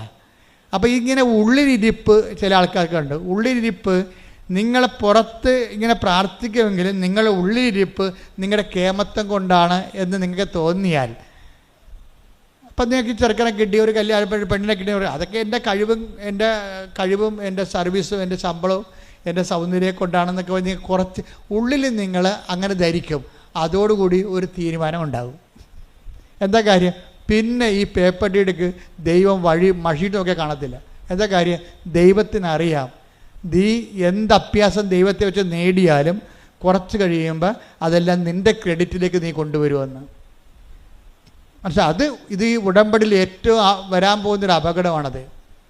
നിങ്ങളെ ഒരു വിശ്വാസം നിന്ന് കഴിഞ്ഞാൽ എല്ലാ കാലത്തും ആ വിശ്വാസം കീപ്പ് ചെയ്യണം. അല്ലെങ്കിൽ 6 മാസം കഴിയുമ്പോൾ പണ്ട് കുറുക്കൻ നീലച്ചായത്ത് വീണ പോലെ മഴ പെയ്ത് കഴിയുമ്പോൾ ഭഗവാൻ ലക്ഷണം മാറി പഴയ കുറുക്കനായി വരും. ആദ്യം കൃഷ്ണനാണെന്നൊക്കെ പറഞ്ഞിരിക്കുകയായിരുന്നു, നീലച്ചായത്ത് വീണാണേ. പക്ഷെ പെട്ടെന്ന് മഴ പെയ്യുമെന്ന് ഓർത്തില്ല. അതുപോലെ എന്തെങ്കിലും പ്രയാസം കുറച്ച് കഴിയുമ്പോൾ നിങ്ങൾ മാറി ചിന്തിക്കും, കളം മാറ്റി പിടിക്കും. എന്താണ്? അതിൻ്റെ മാർക്ക് കൊണ്ട് ആണ് ജയിച്ചതെന്ന് പറയും. അതോടുകൂടി പ്രശ്നമായി. അതിനാണ് ഈ അല്പവിശ്വാസം എന്ന് പറയുന്നത്. എന്താ കാര്യം? വിശ്വാസമുണ്ട്, പക്ഷേ ഉള്ളിൽ അടിമനസ്സിൽ ഈ ഡീപ്പ് സ്റ്റേറ്റ് എന്ന് പറഞ്ഞ പോലെ ഒരു ഡീപ്പ് പേഴ്സൺ ഉണ്ട്.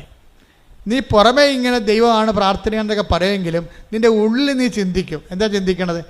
എൻ്റെ മാർക്കും സൂപ്പറായിരുന്നല്ല, അങ്ങനെയുണ്ട് പരിപാടി, എൻ്റെ മാർക്കും സൂപ്പറായിരുന്നല്ല. ഇങ്ങനെ ഒരു സമയത്ത് ചിന്തിച്ചാൽ പിന്നെ ഒരിക്കലും നിനക്ക് അനുദപിക്കാതെ ഇനി ദൈവത്തിലേക്ക് വരാൻ പറ്റത്തില്ല. കാര്യം എന്താണ്? നീ ദൈവത്തിന് പിടികൊടുത്തു. ഒന്നാമത്തെ ലോക ഇഡിയറ്റാണ് നീ. ബസ്റ്റാണെന്ന് വിളിക്കാത്തത് ബലിപീഠമായതുകൊണ്ടാണ് വിളിക്കാത്തത്. എന്നുവെച്ചാൽ പ്രശ്നം വെച്ച് കഴിഞ്ഞാൽ ലോക ഇഡിയറ്റാണ്. എന്താ കാര്യം വെച്ച് കഴിഞ്ഞാൽ നിനക്ക് കിട്ടിയ അനുഗ്രഹങ്ങൾ ഏതെങ്കിലും ഒരു സാഹചര്യത്തിൽ കൂട്ടുകാരാ വല്ലതൊക്കെ വായി നോക്കിക്കളാ പറഞ്ഞു കഴിഞ്ഞാൽ ഉടനെ നീ കളം മാറി ചവിട്ടും. അതെൻ്റെ കഴിവ് കൊണ്ടാണ്. പിന്നെ പ്രാർത്ഥന, നിൻ്റെ കഴിവില്ലേ, നിനക്ക് ഇത്രയും മാർക്ക് ആർക്കുണ്ട് എന്നൊക്കെ ചോദിച്ചു കഴിയുമ്പോൾ നീ ഫ്ലാറ്റാവും അതോടുകൂടി. പക്ഷേ ഇവള് ഇങ്ങനെ പറഞ്ഞ് വിശ്വാസത്തിൽ അപ്പം ഡൗൺ ആയി കഴിഞ്ഞപ്പോൾ വേറൊരു കൂട്ടുകാരത്തെ കണ്ട്. അപ്പോൾ പറഞ്ഞു, എടി നീ നിൻ്റെ കാര്യം എന്തായി? എനിക്ക് ഹസ്റ്റലി ഇന്ന കോളേജിൽ കിട്ടി. അയ്യോ കിട്ടിയാ? എങ്ങനെ കിട്ടി? എപ്പോൾ കിട്ടി? ഇന്നലെ കിട്ടി. ഇന്നലെ കിട്ടിയാ? ഇന്നലെ കിട്ടി? എന്താണ്? ഇല്ല കിട്ടിയില്ല എനിക്ക് കിട്ടിയല്ല. അത് പേപ്പർ കാണിച്ച്. അപ്പോൾ ഇവർ തലയ്ക്ക് വെക്കണം. എന്താ പ്രശ്നം വെച്ചാൽ കഴിഞ്ഞ ആഴ്ചയിൽ അഡ്മിഷൻ ക്ലോസ് ചെയ്തായിരുന്നു ആ കോളേജിൽ. ഇവർക്ക് പണി കിട്ടണ വരെ കണ്ടില്ലേ? ദൈവം വിടത്തില്ല, നിന്നെ പുറകെ നടക്കുകയാണ് ഈ പിശാചിൻ്റെ പുറകെ. എന്താ കാര്യം?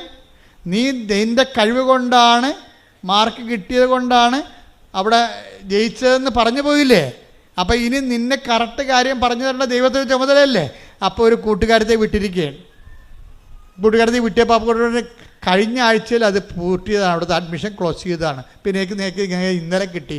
അപ്പോഴാണ് ഇവർക്ക് വിഷമമായി, അനുതാപമായത്. ആ അനുതാപം എന്നെ വഴി കണ്ടില്ലേ? അനുതാപം അനുഭവത്തിൻ്റെ വരത്തുള്ളൂ.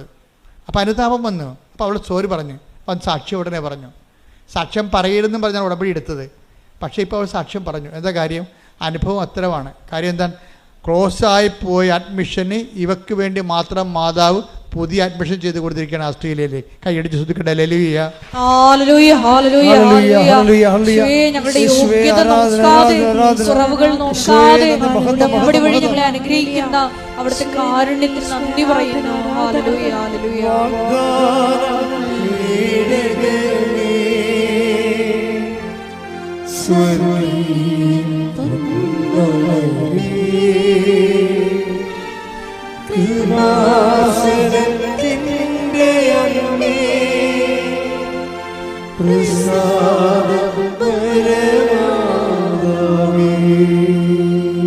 അപ്പം സംശയത്തിൻ്റെ കണ്ടന്റുകളെ കറക്റ്റ് ചെയ്യാൻ നോക്കണം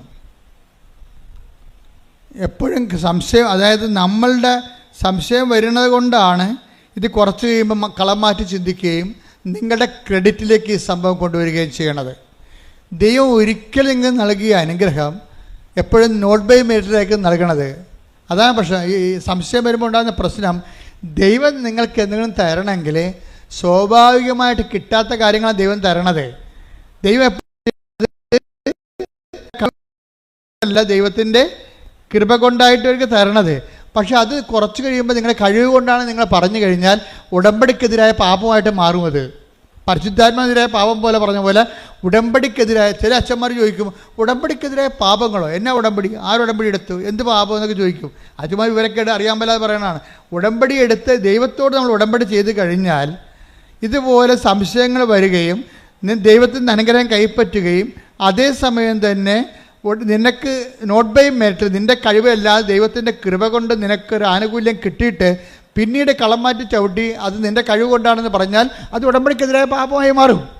അങ്ങനെ ഉടമ്പടിക്കെതിരായ പാപങ്ങൾ ശരിക്കും പറഞ്ഞാൽ ഏറ്റുപറഞ്ഞ് കുമ്പസാരിക്കേണ്ടതാണ്. കാര്യം നിങ്ങൾ ചെയ്തിരിക്കുന്നത് ജോസഫച്ചനോടല്ല ഉടമ്പടി ചെയ്തിരിക്കുന്നത്. ആരുമായിട്ടാണ്? പരിശുദ്ധ അമ്മ വഴി ഈശോട് ചെയ്ത ഉടമ്പടിയാണ്. അതുകൊണ്ട് തന്നെ ആ വിഷയത്തിൻ്റെ മേലെ തുടർ നടപടികൾ ഉണ്ടാകണം. നിങ്ങൾ വിശുദ്ധി ജീവിക്കണം, അനുതാപത്തോടെ ജീവിക്കണം, ദൈവത്തിൻ്റെ സ്നേഹത്തിൻ്റെ മേഖലയിലായിരിക്കണം. ശ്രുതികട ഹല്ലേലൂയ.